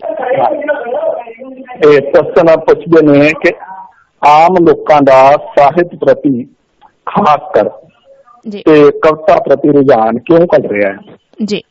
ਪੰਜਾਬੀ ਪ੍ਰਤੀ ਕਿਉਂ ਉਪਰਾਮ ਹਨ? ਲੇਖਕ, ਸਾਹਿਤਕਾਰ ਆਮ ਤੌਰ ਤੇ ਬੜੇ ਪਿਆਰ ਸਤਿਕਾਰ ਨਾਲ ਸਮਾਜ ਵਿੱਚ ਪੇਸ਼ ਆਉਂਦੇ ਹਨ ਜੀ, ਪਰ ਪਰਿਵਾਰ ਵਿੱਚ ਉਹਨਾਂ ਪਿਆਰ, ਸਮਾਂ ਤੇ ਧਿਆਨ ਨਹੀਂ ਦਿੰਦੇ ਜੀ। ਇਹ ਮੇਰਾ ਵਹਿਮ ਹੈ ਜਾਂ ਕੁਝ ਹੋਰ ਜੀ? ਤਾਂ ਇਹ ਹੈ ਜੀ ਸਰਦਾਰ ਹਿੰਮਤ ਸਿੰਘ ਜੀ ਦਾ ਕੁਐਸਚਨ ਮਲੋਟ ਤੋਂ ਜੀ। ਇਹਦੇ ਬਾਰੇ ਮਤਲਬ ਜੋ ਮੈਂ ਸੋਚਦਾ ਉਹ ਇਹੀ ਹੈ ਕਿ ਇਕੱਲੀ ਪੰਜਾਬੀ ਦੇ ਵਿੱਚ ਨਹੀਂ, ਕਿਸੇ ਵੀ ਭਾਸ਼ਾ ਦੇ ਵਿੱਚ ਤੁਸੀਂ ਦੇਖ ਲਓ, ਕਵਿਤਾ ਦੇ ਪੁਸਤਕਾਂ ਜਿਹੜੀਆਂ ਛਪਣ ਦਾ ਗਿਣਤੀ ਦੇ ਪੱਖ ਤੋਂ ਦੇਖੀਏ ਤਾਂ ਸਾਹਿਤ ਦੇ ਦੂਸਰੇ ਪੱਖਾਂ ਨਾਲੋਂ ਘੱਟ ਹੀ ਛਪਦੀਆਂ ਨੇ ਜੀ। ਜਿਵੇਂ ਅਸੀਂ ਦੇਖਦੇ ਹਾਂ ਸਾਹਿਤ ਦੇ ਜਿਹੜੇ ਦੂਸਰੇ ਰੂਪ ਹੈ, ਨਾਵਲ ਹੈ, ਕਹਾਣੀ ਹੈ, ਐਲਕੈਮਿਸਟ ਹੈ, ਮੈਕਸਿਮ ਗੋਰਕੀ ਦੀ ਮਦਰ ਆ, ਟਾਲਸਟਾਏ ਦਾ ਵਾਰ ਐਂਡ ਪੀਸ ਆ, ਲੱਖਾਂ ਦੀ ਗਿਣਤੀ ਦੇ ਵਿੱਚ, ਮਿਲੀਅਨਸ ਦੇ ਵਿੱਚ ਛਪ ਕੇ ਵਿਕਦੇ ਨੇ। ਕਵਿਤਾਵਾਂ ਦੀਆਂ ਪੁਸਤਕਾਂ ਉਵੇਂ ਨਹੀਂ। ਤੁਸੀਂ ਇੱਥੋਂ ਹਿੰਦੁਸਤਾਨ ਦੇ ਵਿੱਚ, ਪੰਜਾਬ ਦੇ ਵਿੱਚ ਤੇ ਗੱਲ ਕੁਝ ਵੱਖਰੀ ਹੈ। ਐਜੂਕੇਸ਼ਨ ਦਾ ਵੀ ਇੰਨਾ ਪਸਾਰ ਵੀ ਹੈ ਨਹੀਂ ਸਾਡੇ। ਅਜੇ ਸਾਡੇ ਲੋਕੀ ਉਸ ਤਰੀਕੇ ਨਾਲ ਆਰਟ, ਕਲਚਰ, ਇਹਨਾਂ ਚੀਜ਼ਾਂ ਦੇ ਪ੍ਰਤੀ ਉਨੀ ਸੂਖਮ ਭਾਵਨਾ ਨਹੀਂ ਰੱਖਦੇ। ਪਰ ਜਿਹੜੇ ਡਿਵੈਲਪਡ ਸਮਾਜ ਹੈਗੇ ਨੇ ਸਾਡੇ, ਦੇਖੋ ਦੁਨੀਆ ਦੇ ਵੱਖ ਕੋਨਿਆਂ ਦੇ ਵਿੱਚ, ਉੱਥੇ ਵੀ ਜਦੋਂ ਕੋਈ ਕਵਿਤਾ ਦੀ ਪੁਸਤਕ ਛਪਦੀ ਹੈ ਉਹ ਇੰਨੀ ਜ਼ਿਆਦਾ ਗਿਣਤੀ ਦੇ ਵਿੱਚ ਨਹੀਂ ਛਪਦੀਗੀ, ਕੁਝ ਕੁ ਗਿਣੇ ਚੁਣੇ ਕਵੀਆਂ ਨੂੰ ਛੱਡ ਕੇ। ਤੇ ਉਹੀ ਹਾਲ ਸਾਡੇ ਪੰਜਾਬ ਦੇ ਵਿੱਚ ਹੈ। ਪੰਜਾਬੀ ਦੇ ਵਿੱਚ ਤੁਸੀਂ ਦੇਖੋ ਸੁਰਜੀਤ ਪਾਤਰ ਸਾਹਿਬ ਨੇ, ਸ਼ਿਵ ਕੁਮਾਰ ਬਟਾਲਵੀ ਹੈ, ਸੁਖਵਿੰਦਰ ਅੰਮ੍ਰਿਤ, ਇਹਨਾਂ ਦੀਆਂ ਕਿਤਾਬਾਂ ਨੇ ਜਿਹੜੀਆਂ ਉਹ ਹਜ਼ਾਰਾਂ ਦੀ ਗਿਣਤੀ ਦੇ ਵਿੱਚ ਆਏ ਸਾਲ ਛਪਦੀਆਂ ਵੀ ਨੇ ਤੇ ਲਿਖਦੀਆਂ ਵੀ ਨੇ ਜੀ। ਤੇ ਬਾਕੀ ਜਿਹੜੇ ਸਾਡੇ ਆਮ ਦੇਖਿਆ ਜਾਵੇ ਕਵੀ ਇੰਨੇ ਜ਼ਿਆਦਾ ਪਾਠਕਾਂ ਦੁਆਰਾ ਨਹੀਂ ਪੜ੍ਹੇ ਜਾਂਦੇ, ਉਹਨਾਂ ਦੀ ਉਹੀ ਹੁੰਦਾ ਕਿ ਸਾਲ ਦੇ ਵਿੱਚ ਕੋਈ 500 ਕਿਤਾਬ ਛਪ ਗਈ, ਵੱਧ ਤੋਂ ਵੱਧ 1000 ਕਿਤਾਬ ਛਪ ਗਈ ਚੰਗੇ ਕਵੀਆਂ ਦੀ ਵੀ, ਤੇ ਉਹ ਉਨੀ ਕੁ ਵਿਕਦੀ ਹੈ ਬਸ। ਤਾਂ ਸਮਾਜ ਦੇ ਵਿੱਚ ਕਵਿਤਾਵਾਂ ਦੀ ਜਿਹੜੀ ਇਹ ਇੱਕ ਸੂਖਮ ਭਾਵੀ ਕਲਾ ਹੈਗੀ ਹੈ, ਤੇ ਇਹਨੂੰ ਅਸੀਂ ਉਸ ਤਰੀਕੇ ਨਾਲ ਨਹੀਂ ਪੜ੍ਹ ਸਕਦੇ ਜਾਂ ਇਹਦਾ ਆਨੰਦ ਲੈ ਸਕਦੇ ਜਿਵੇਂ ਅਸੀਂ ਬੱਸ ਦੇ ਵਿੱਚ ਬੈਠੇ ਕਹਾਣੀ ਵੀ ਪੜ੍ਹ ਲੈਂਦੇ ਹਾਂ ਜਾਂ ਕਿਧਰੇ ਵੀ ਤੁਰੇ ਜਾਂਦੇ ਟਾਈਮ ਪਾਸ ਕਰਨ ਲਈ ਨਾਵਲ ਵੀ ਪੜ੍ਹ ਲੈਂਦੇ ਹਾਂ। ਕਵਿਤਾ ਓਦਾਂ ਨਹੀਂ ਪੜ੍ਹਿਆ ਜਾ ਸਕਦਾ ਤੇ ਇਸ ਕਰਕੇ ਥੋੜਾ ਇਹਨੂੰ ਨਿੱਠ ਕੇ ਅਲੱਗ ਹੋ ਕੇ ਵਕਤ ਕੱਢ ਕੇ ਆਪਣਾ ਪੂਰੀ ਤਰ੍ਹਾਂ ਸਮਰਪਿਤ ਹੋ ਕੇ ਕਵਿਤਾ ਦਾ ਆਨੰਦ ਲਿਆ ਜਾ ਸਕਦਾ ਹੈ, ਜ਼ਿਆਦਾ ਸੂਖਮ ਭਾਵੀ ਹੋਣ ਕਰਕੇ। ਤੇ ਇਸ ਤਰੀਕੇ ਨਾਲ ਇਹਦੇ ਪਾਠਕ ਵੀ ਥੋੜੇ ਘੱਟ ਹੁੰਦੇ ਨੇ। ਚੰਗੇ ਜਿਹੜੇ ਮੈਂ ਪਹਿਲਾਂ ਦੂਸਰੇ ਸਮਾਜਾਂ ਦੀ ਗੱਲ ਕੀਤੀ ਉਹਨਾਂ ਦੇ ਵਿੱਚ ਵੀ 1500 ਬਸ ਇਸ ਤਰੀਕੇ ਨਾਲ ਹੀ ਨਵੇਂ ਜਾਂ ਸਧਾਰਨ ਕਵੀਆਂ ਦੀਆਂ ਕਿਤਾਬਾਂ ਤਾਂ ਛਪਦੀਆਂ।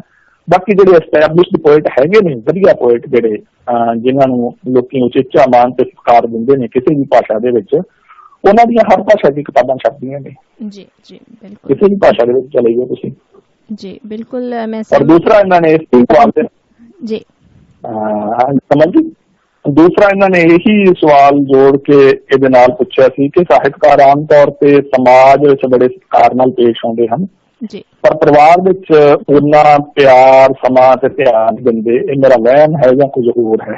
ਜੀ ਮੈਨੂੰ ਰਮਨ ਜੀ ਇਸ ਗੱਲ ਦਾ ਸ਼ੁਰੂ ਤੋਂ ਹੀ ਪ੍ਰੋਗਰਾਮ ਦੇ ਸ਼ੁਰੂ ਦੇ ਵਿੱਚ ਹੀ ਆਪਾਂ ਇੱਕ ਗੱਲ ਕੀਤੀ ਸੀ ਕਿ ਕੋਈ ਵੀ ਸਾਹਿਤਕਾਰ ਹੈ ਜਿਹੜਾ ਉਹ 24 ਘੰਟੇ ਸਾਹਿਤਕਾਰ ਨਹੀਂ ਹੁੰਦਾ ਜੀ, ਜਾਂ ਕੋਈ ਵੀ ਕਲਾਕਾਰ ਹੈ ਜਿਹੜਾ ਉਹ 24 ਘੰਟੇ ਕਲਾਕਾਰ ਬਣਿਆ ਨਹੀਂ ਰਹਿ ਸਕਦਾ ਜੀ। ਸਾਹਿਤ ਸਿਰਜਣਾ, ਸਾਹਿਤ ਦਾ ਮਾਧਿਅਮ ਬਣਨਾ ਇਹ ਬੜੀ ਉੱਚੀ ਅਵਸਥਾ ਹੁੰਦੀ ਹੈ। ਕਲਾ ਨਾਲ ਜੁੜਨਾ, ਕਲਾ ਦਾ ਮਾਧਿਅਮ ਬਣਨਾ, ਕਲਾ ਨੂੰ ਐਕਸਪ੍ਰੈਸ ਕਰਨਾ, ਉਹ ਕੁਝ ਸਪੈਸ਼ਲ ਘੜੀਆਂ ਹੁੰਦੀਆਂ, ਗਿਣੀਆਂ ਚੁਣੀਆਂ ਘੜੀਆਂ, ਕਦੇ ਕਦੇ ਨਸੀਬ ਹੁੰਦੀਆਂ।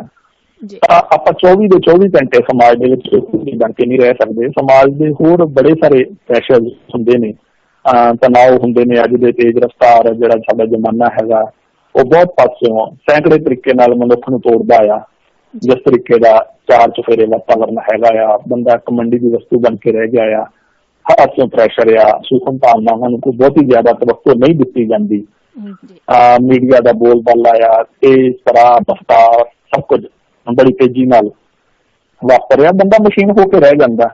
ਉਹਦੀ ਸਥਿਤੀ ਦੇ ਵਿੱਚ ਅੰਦਰੋਂ ਟੁੱਟਦਾ ਵੀ ਹੈ, ਭੱਜਦਾ ਵੀ ਹੈ, ਥੱਕਦਾ ਵੀ ਹੈ। ਤਾਂ ਉਹ 24 ਘੰਟੇ ਉਹ ਇੱਕ ਸਹਿਜਤਾ ਦੀ ਅਵਸਥਾ ਦੇ ਵਿੱਚ ਰਹਿਣਾ ਬੜਾ ਮੁਸ਼ਕਿਲ ਹੁੰਦਾ ਆ। ਤੇ ਸਾਹਿਤਕਾਰ ਹੈ ਜਿਹੜੇ ਉਹ ਵੀ ਆਖਿਰਕਾਰ ਇਨਸਾਨ ਨੇ, ਉਸੇ ਤਰ੍ਹਾਂ ਹੀ ਜ਼ਮਾਨੇ ਦੇ ਦਬਾਅ ਆ ਜਿਹੜੇ ਉਹ ਮਹਿਸੂਸ ਕਰਦੇ ਨੇ, ਉੱਠਦੇ ਨੇ, ਭੱਜਦੇ ਨੇ। ਕਿਸੇ ਵੇਲੇ ਰਿੱਥੇ ਵੀ ਹੋ ਜਾਂਦੇ ਹੋਣਗੇ, ਪਰਿਵਾਰਕ ਪੱਧਰ ਤੇ ਵੀ, ਸਮਾਜਿਕ ਪੱਧਰ ਤੇ ਵੀ ਹੋ ਜਾਂਦੇ ਹੋਣਗੇ।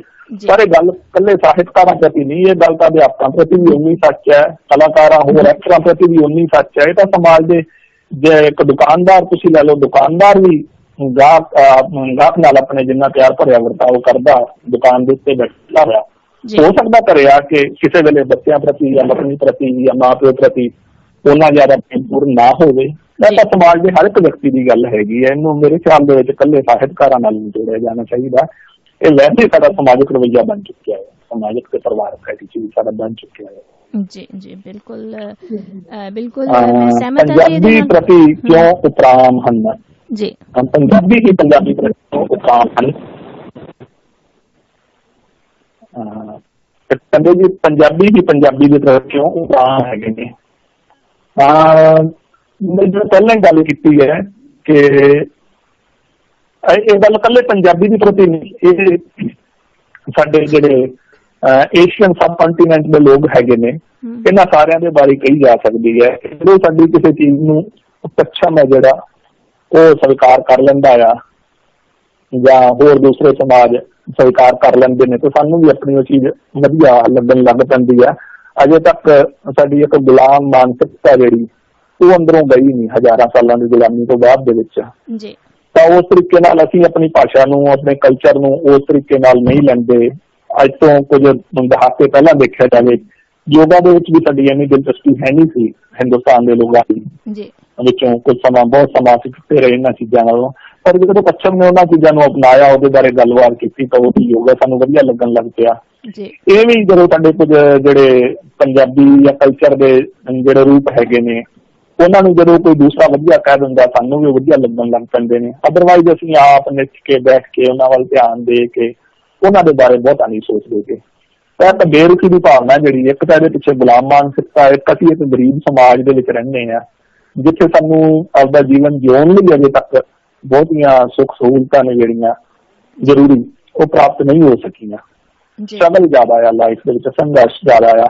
ਸੰਘਰਸ਼ ਹੋਣ ਕਰਕੇ ਸਾਡਾ ਜਿਹੜਾ ਬਹੁਤਾ ਧਿਆਨ ਆ ਉਹ ਰੋਟੀ, ਕੱਪੜਾ, ਮਕਾਨ, ਇਹਨਾਂ ਚੀਜ਼ਾਂ ਦੀ ਢੰਗ ਨਾਲ ਪੂਰਤੀ ਹੋ ਜਾਵੇ, ਇਹਦੇ ਵਿੱਚ ਹੀ ਨਿਕਲ ਜਾਂਦਾ ਆ। ਤੇ ਫਿਰ ਸਾਡੇ ਕੋਲੇ ਸਾਹਿਤ ਜਾਂ ਕਲਾ ਜਾਂ ਆਰਟ, ਕਲਚਰ, ਇਹਨਾਂ ਚੀਜ਼ਾਂ ਬਾਰੇ ਕੋਈ ਬਹੁਤਾ ਵਕਤ ਜਾਂ ਰਿਸੋਰਸਿਸ ਨੇ ਜਿਹੜੇ ਉਹ ਬਚਦੇ ਨਹੀਂ। ਉਸ ਕਰਕੇ ਵੀ ਅਸੀਂ ਇਹਨਾਂ ਚੀਜ਼ਾਂ ਨਾਲੋਂ ਟੁੱਟ ਰਹੇ ਹਾਂ। ਸੋ ਉਮੀਦ ਕੀਤੀ ਜਾ ਸਕਦੀ ਹੈ ਕਿ ਆਉਣ ਵਾਲੇ ਸਮੇਂ ਦੇ ਵਿੱਚ ਜਦੋਂ ਇਹਨਾਂ ਪੱਖਾਂ ਤੋਂ ਇੱਕ ਸਾਡਾ ਸਮਾਜ ਕੁਝ ਠੀਕ ਹੋ ਜਾਏਗਾ ਔਰ ਹਰ ਇੱਕ ਬੰਦਾ ਠੀਕ ਠਾਕ ਵਧੀਆ ਕੰਫਰਟੇਬਲ ਮਹਿਸੂਸ ਕਰੇਗਾ ਰੋਟੀ ਪਾਣੀ ਮਕਾਨ ਨਾਲ, ਉਹ ਤੋਂ ਬਾਅਦ ਇਹਨਾਂ ਚੀਜ਼ਾਂ ਵੱਲ ਮੁੜੇਗਾ ਤੇ ਫਿਰ ਅਸੀਂ ਜ਼ਿਆਦਾ ਵਧੀਆ ਹਾਲਤ ਦੇ ਵਿੱਚ ਹੋਵਾਂਗੇ। ਫਿਰ ਅਸੀਂ ਭਾਸ਼ਾ ਨੂੰ, ਕਲਚਰ ਨੂੰ, ਹਰ ਇੱਕ ਚੀਜ਼ ਨੂੰ ਆਦਿ ਨੂੰ ਉਹ ਵੀ ਤਿਆਰ ਕਰਾਂਗੇ ਜਿਵੇਂ ਦੁਨੀਆ ਦੇ ਹੋਰ ਵਧੀਆ ਸਮਾਜ ਨੇ ਕਰਦੇ ਨੇ। ਜੀ ਬਿਲਕੁਲ, ਮੈਂ ਸਹਿਮਤ ਹਾਂ ਜੀ ਤੁਹਾਡੀ ਗੱਲ ਦੇ ਨਾਲ। ਔਰ ਹਿੰਮਤ ਸਿੰਘ ਜੀ, ਤੁਹਾਡਾ ਬਹੁਤ ਬਹੁਤ ਸ਼ੁਕਰੀਆ ਕਿ ਤੁਸੀਂ ਚਾਹੇ ਅਸਿੱਧੇ ਰੂਪ ਦੇ ਵਿੱਚ ਹੀ ਪਰ ਤੁਸੀਂ ਪ੍ਰੋਗਰਾਮ ਦੇ ਵਿੱਚ ਸ਼ਿਰਕਤ ਕੀਤੀ ਔਰ ਇੰਨੇ ਜਿਹੜੇ ਖੂਬਸੂਰਤ ਸਵਾਲ ਤੁਸੀਂ ਜਿਹੜੇ ਪੁੱਛੇ ਨੇ ਔਰ ਉਹਨਾਂ ਦੇ ਇੰਨੇ ਖੂਬਸੂਰਤ ਜਵਾਬ ਜਿਹੜੇ ਸੁਖਦੇਵ ਜੀ ਨੇ ਦਿੱਤੇ ਨੇ। ਬਹੁਤ ਬਹੁਤ ਸ਼ੁਕਰੀਆ ਤੁਹਾਡਾ। ਤੇ ਸੁਖਦੇਵ ਜੀ, ਪ੍ਰੋਗਰਾਮ ਦਾ ਜਿਹੜਾ ਵਕਤ ਹੈ ਆਲਮੋਸਟ ਖਤਮ ਹੋ ਚੁੱਕਿਆ ਹੈ ਪਹਿਲਾਂ ਹੀ, ਪਰ ਮੈਂ ਚਾਹਾਂਗੀ ਕਿ ਜਾਂਦੇ ਜਾਂਦੇ ਤੁਹਾਡੇ ਤੋਂ ਇੱਕ ਰਚਨਾ ਜ਼ਰੂਰ ਸੁਣੀ ਜਾਵੇ ਜਿਹੜੀ ਤੁਸੀਂ ਤੁਹਾਨੂੰ ਲੱਗਦਾ ਵੀ ਜ਼ਰੂਰ ਤੁਹਾਨੂੰ ਸੁਣਾ ਕੇ ਜਾਣੀ ਚਾਹੀਦੀ ਹੈ। ਇਸ ਪ੍ਰਭੂ ਕਰੋ ਜੀ। ਰਮਨਪ੍ਰੀਤ ਜੀ, ਇੱਕ ਕਵਿਤਾ ਹੈ ਸਾਜ਼ ਜੀ, ਉਹ ਕਵਿਤਾ ਮੈਂ ਸੁਣਾਉਣਾ ਹੈ ਤੁਹਾਨੂੰ ਜੀ। ਇਹ ਜ਼ਿੰਦਗੀ ਹੈ ਜਿਹੜੀ, ਜ਼ਿੰਦਗੀ ਦੇ ਵਿੱਚ ਜੋ ਵੀ ਸਾਰਥਕ ਹੁੰਦਾ ਹੈ, ਆਪਾਂ ਗੱਲ ਕੀਤੀ ਕਿ ਅਸੀਂ ਉਹਨੂੰ ਭੁੱਲੇ ਰਹਿੰਦੇ ਹਾਂ ਜੀ, ਪਰ ਸਾਡੇ ਅੰਦਰ ਪਿਆਰ ਰਹਿੰਦਾ ਹੈ। ਕਿਸੇ ਘੜੀ ਅਸੀਂ ਉਹਦੇ ਵੱਲ ਮੁੜ ਲੈਂਦੇ ਹਾਂ, ਮੁੜ ਪੈਂਦੇ ਹਾਂ ਤੇ ਫਿਰ ਸਾਨੂੰ ਪਤਾ ਲੱਗਦਾ ਕਿ ਹਾਂ ਇਹ ਤਾਂ ਸਾਰਾ ਕੁਛ ਮੇਰੇ ਅੰਦਰ ਹੀ ਪਿਆ ਹੋਇਆ ਸੀਗਾ ਜੀ।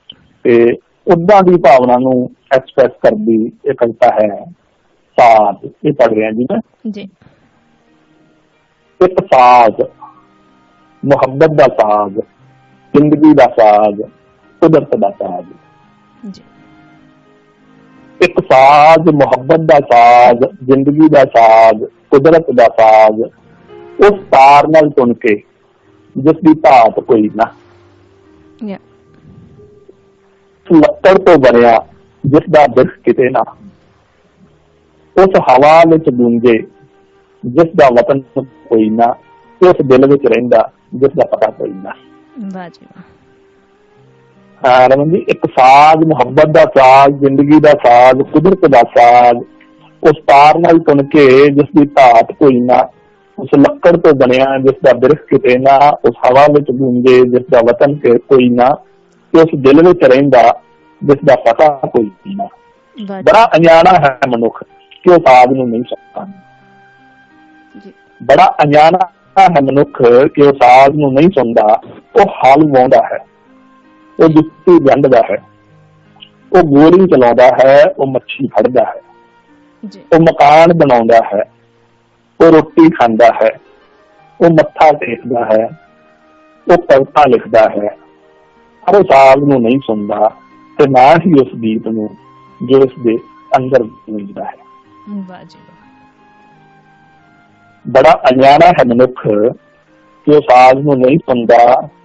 ਉਹ ਹਲ ਵਾਉਂਦਾ ਹੈ, ਉਹ ਜੁੱਤੀ ਗੰਢਦਾ ਹੈ, ਉਹ ਗੋਲੀ ਚਲਾਉਂਦਾ ਹੈ, ਉਹ ਮੱਛੀ ਫੜਦਾ ਹੈ, ਉਹ ਮਕਾਨ ਬਣਾਉਂਦਾ ਹੈ, ਉਹ ਰੋਟੀ ਖਾਂਦਾ ਹੈ, ਉਹ ਮੱਥਾ ਟੇਕਦਾ ਹੈ, ਉਹ ਕਵਿਤਾ ਲਿਖਦਾ ਹੈ, ਪਰ ਉਹ ਸਾਜ਼ ਨੂੰ ਨਹੀਂ ਸੁਣਦਾ ਤੇ ਨਾ ਹੀ ਉਸ ਗੀਤ ਨੂੰ ਜੋ ਉਸਦੇ ਅੰਦਰ ਗੂੰਜਦਾ ਹੈ। ਪਰ ਸਾਜ਼ ਵੀ ਸਾਜ਼ ਹੈ, ਉਹ ਲੁਕ ਜਾਂਦਾ ਹੈ ਲੁਕਣਯੋਗ ਥਾਵਾਂ ਤੇ, ਬਿਰਖਾਂ ਤੇ ਪੱਤਰਾਂ ਵਿੱਚ, ਤਰੇਲ ਦੀਆਂ ਬੂੰਦਾਂ ਵਿੱਚ, ਖੇਤਾਂ ਉੱਪਰ ਉੱਡ ਰਹੇ ਪੰਛੀਆਂ ਦੇ ਪਵਿੱਤਰ ਵਾਕ ਵਿੱਚ, ਸੁੱਤੇ ਮਾਸੂਮ ਬਾਲ ਦੇ ਆਉਂਦੇ ਜਾਂਦੇ ਸਾਹਾਂ ਵਿੱਚ ਤੇ ਮੱਠ ਨੂੰ ਜਾ ਰਹੇ ਪਿੱਛੂ ਦੀਆਂ ਖੜਾਵਾਂ ਦੀ ਆਵਾਜ਼ ਵਿੱਚ। ਪਰ ਸਾਜ਼ ਵੀ ਸਾਜ਼ ਹੈ, ਉਹ ਲੁਕ ਜਾਂਦਾ ਹੈ ਲੁਕਣਯੋਗ ਥਾਵਾਂ ਤੇ, ਬਿਰਖਾਂ ਤੇ ਪੱਤਰਾਂ ਵਿੱਚ, ਤਰੇਲ ਦੀਆਂ ਬੂੰਦਾਂ ਵਿੱਚ, ਖੇਤਾਂ ਉੱਪਰ ਉੱਡ ਰਹੇ ਪੰਛੀਆਂ ਦੇ ਪਵਿੱਤਰ ਵਾਕ ਵਿੱਚ, ਸੁੱਤੇ ਮਾਸੂਮ ਬਾਲ ਦੇ ਆਉਂਦੇ ਜਾਂਦੇ ਸਾਹਾਂ ਵਿੱਚ ਤੇ ਮੱਠ ਨੂੰ ਜਾ ਰਹੇ ਭਿਕਸ਼ੂ ਦੀਆਂ ਫੜਾਵਾਂ ਦੀ ਆਵਾਜ਼ ਵਿੱਚ। ਵਾਹ ਜੀ ਵਾਹ। ਫਿਰ ਅਚਾਨਕ ਇੱਕ ਹੱਥ ਕਿਸੇ ਬਿਰਧ ਨਾਲੋਂ ਇਹ ਪੱਤਾ ਤੋੜਦਾ ਹੈ। ਫਿਰ ਅਚਾਨਕ ਕੋਈ ਹੱਥ ਕਿਸੇ ਬਿਰਧ ਦੇ ਨਾਲੋਂ ਪੱਤਾ ਤੋੜਦਾ ਹੈ। ਜੰਗਲ ਵਿੱਚ ਗੋਲੀ ਚੱਲਦੀ ਹੈ। ਦਿਲ ਅੰਦਰਲਾ ਦੁੱਖ ਹੌਕਾ ਭਰਦਾ ਹੈ। ਚਾਨਣ ਦੀ ਇੱਕ ਲਕੀਰ ਕੰਬਦੀ ਹੈ। ਸੁੱਕੀ ਅੱਖ ਵਿੱਚੋਂ ਅੱਥਰੂ ਕਰਦਾ ਹੈ ਤੇ ਰੂਹ ਵਿੱਚ ਸਰੀਆਂ ਤੋਂ ਪਟ ਰਿਹਾ ਇੱਕ ਗੀਤ ਕੁਰਲਾਉਣ ਲੱਗਦਾ ਹੈ। ਵਾਹ ਜੀ ਵਾਹ। ਜੰਗਲ ਵਿੱਚ ਗੋਲੀ ਚੱਲਦੀ ਹੈ। ਦਿਲ ਅੰਦਰਲਾ ਦੁੱਖ ਹੌਕਾ ਭਰਦਾ ਹੈ। ਚਾਨਣ ਦੀ ਇੱਕ ਲਕੀਰ ਕੰਬਦੀ ਹੈ। ਸੁੱਕੀ ਅੱਖ ਵਿੱਚੋਂ ਅੱਥਰੂ ਕਰਦਾ ਹੈ ਤੇ ਰੂਹ ਵਿੱਚ ਸਰੀਆਂ ਤੋਂ ਪਟ ਰਿਹਾ ਇੱਕ ਗੀਤ ਕੁਰਲਾਉਣ ਲੱਗਦਾ ਹੈ ਤੇ ਦੁੱਖ ਭਰੇ ਸੁਪਨੇ ਵਿੱਚੋਂ ਖਲਾਅ ਵਿੱਚ ਸੁੱਟ ਦਿੱਤਾ ਮਨੁੱਖ ਉਸ ਘੜੀਏ ਜਾਣ ਲੈਂਦਾ ਹੈ। ਕਿ ਦੁੱਖ ਭਰੇ ਸੁਪਨੇ ਵਿੱਚੋਂ ਖਲਾਅ ਵਿੱਚ ਸੁੱਟ ਦਿੱਤਾ ਮਨੁੱਖ ਉਸ ਘੜੀਏ ਜਾਣ ਲੈਂਦਾ ਹੈ ਕਿ ਗੁੰਮ ਹੋਇਆ ਇੱਕ ਸਾਜ਼ ਉਸਦੇ ਕੰਨਾਂ ਅੰਦਰ ਹੀ ਗੂੰਜ ਰਿਹਾ ਹੈ। ਜੀ। ਗੁੰਮ ਹੋਇਆ ਇੱਕ ਸਾਜ਼ ਉਸਦੇ ਕੰਨਾਂ ਅੰਦਰ ਹੀ ਗੂੰਜ ਰਿਹਾ ਹੈ। ਗੁੰਮ ਹੋਇਆ ਸਾਜ਼ ਉਸਦੇ ਸੁਪਨਿਆਂ ਵਿੱਚ ਹੀ ਬੈਠਾ ਹੈ। ਗੁੰਮ ਹੋਇਆ ਸਾਜ਼ ਉਸਦੀ ਰੂਹ ਵਿੱਚ ਹੀ ਪ੍ਰਵਾਹਮਾਨ ਹੈ। ਗੁੰਮ ਹੋਇਆ ਸਾਜ਼ ਉਸਦੀ ਰੂਹ ਵਿੱਚ ਹੀ ਪ੍ਰਵਾਹਮਾਨ ਹੈ। ਵਾਹ ਜੀ ਵਾਹ। ਬਹੁਤ ਖੂਬਸੂਰਤ ਰਚਨਾ ਜੀ। ਤੇ ਸੁਖਦੇਵ ਮਠਾੜੂ ਜੀ, ਜਿਹੜਾ ਵਕਤ ਮੈਨੂੰ ਹੋਰ ਇਜਾਜ਼ਤ ਨਹੀਂ ਦੇ ਰਿਹਾ, ਤੇ ਹੁਣ ਜਾਂਦੇ ਜਾਂਦੇ ਤੁਸੀਂ ਰਾਬਤਾ ਦੇ ਸਰੋਤਿਆਂ ਨੂੰ ਕੀ ਸੁਨੇਹਾ ਦੇਣਾ ਚਾਹੋਗੇ? ਰਾਬਤਾ ਦੇ ਸਰੋਤਿਆਂ ਦਾ ਮੈਂ ਧੰਨਵਾਦ ਕਰਨਾ ਚਾਹਾਂਗਾ ਰਮਨਪ੍ਰੀਤ ਜੀ, ਜਿਨ੍ਹਾਂ ਨੇ ਇੰਨਾ ਸਮਾਂ ਕੱਢਿਆ ਇਸ ਪ੍ਰੋਗਰਾਮ ਲਈ, ਕਵਿਤਾਵਾਂ ਲਈ, ਔਰ ਜੁੜੇ ਰਹੇ ਇਸ ਵਾਤਾਵਰਨ ਨਾਲ, ਕਵਿਤਾ ਲਈ ਵਾਤਾਵਰਨ ਨਾਲ ਇੰਨੀ ਦੇਰ ਲਈ ਆਪਣੀ ਕੀਮਤੀ ਜਿਵੇਂ ਤੋਂ ਵਕਤ ਕੱਢ ਕੇ ਮੈਂ ਸਾਰਿਆਂ ਦਾ ਜੀ ਬਹੁਤ ਬਹੁਤ ਧੰਨਵਾਦ ਕਰਦਾ ਹਾਂ ਮੈਂ।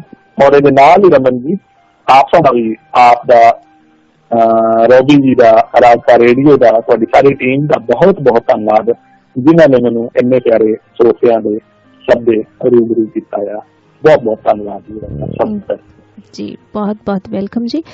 ਤੇ ਉਮੀਦ ਕਰਦੇ ਹਾਂ ਕਿ ਤੁਹਾਡੀ ਜਿਹੜੀ ਪੁਸਤਕ ਹੈਗੀ ਆ ਉਹ ਬਹੁਤ ਛੇਤੀ ਹੀ, ਜਿਹੜੀਆਂ ਇੰਨੀਆਂ ਖੂਬਸੂਰਤ ਰਚਨਾਵਾਂ ਨੇ ਉਸ ਕਿਤਾਬ ਦਾ ਸ਼ਿੰਗਾਰ ਬਣਨਗੀਆਂ। ਉਹ ਪੁਸਤਕ ਬਹੁਤ ਜਲਦੀ ਹੀ ਆਏਗੀ। ਤੇ ਬਹੁਤ ਬਹੁਤ ਸ਼ੁਭਕਾਮਨਾਵਾਂ ਰਾਬਤਾ ਵੱਲੋਂ, ਰਾਬਤਾ ਦੀ ਸਮੁੱਚੀ ਟੀਮ ਵੱਲੋਂ, ਤੇ ਬਹੁਤ ਬਹੁਤ ਸ਼ੁਕਰੀਆ ਤੁਹਾਡਾ ਅੱਜ ਦੇ ਇਸ ਪ੍ਰੋਗਰਾਮ ਦਾ ਸ਼ਿੰਗਾਰ ਬਣਨ ਦੇ ਲਈ। ਸ਼ੁਕਰੀਆ ਰਮਨਪ੍ਰੀਤ ਜੀ, ਬਹੁਤ ਬਹੁਤ ਸ਼ੁਕਰੀਆ। ਥੈਂਕ ਯੂ ਜੀ। ਦੋਸਤੋ, ਇਹ ਸਨ ਸੁਖਦੇਵ ਮਠਾੜੂ ਜੀ, ਜਿਨ੍ਹਾਂ ਨੇ ਆਪਣੀਆਂ ਇੰਨੀਆਂ ਖੂਬਸੂਰਤ ਰਚਨਾਵਾਂ ਦੇ ਨਾਲ ਔਰ ਆਪਣੀਆਂ ਕਵਿਤਾਵਾਂ ਵਰਗੀਆਂ ਹੀ ਖੂਬਸੂਰਤ ਗੱਲਾਂ ਦੇ ਨਾਲ ਸਾਨੂੰ ਇੰਨੀਆਂ ਖੂਬਸੂਰਤ ਜਿਹੜੀਆਂ ਕਵਿਤਾ ਦੇ ਮਾਹੌਲ ਜਿਹੜਾ ਇੱਕ ਸਿਰਜ ਕੇ ਰੱਖ ਦਿੱਤਾ ਰਾਬਤਾ ਦੇ ਵਿਹੜੇ ਦੇ ਵਿੱਚ।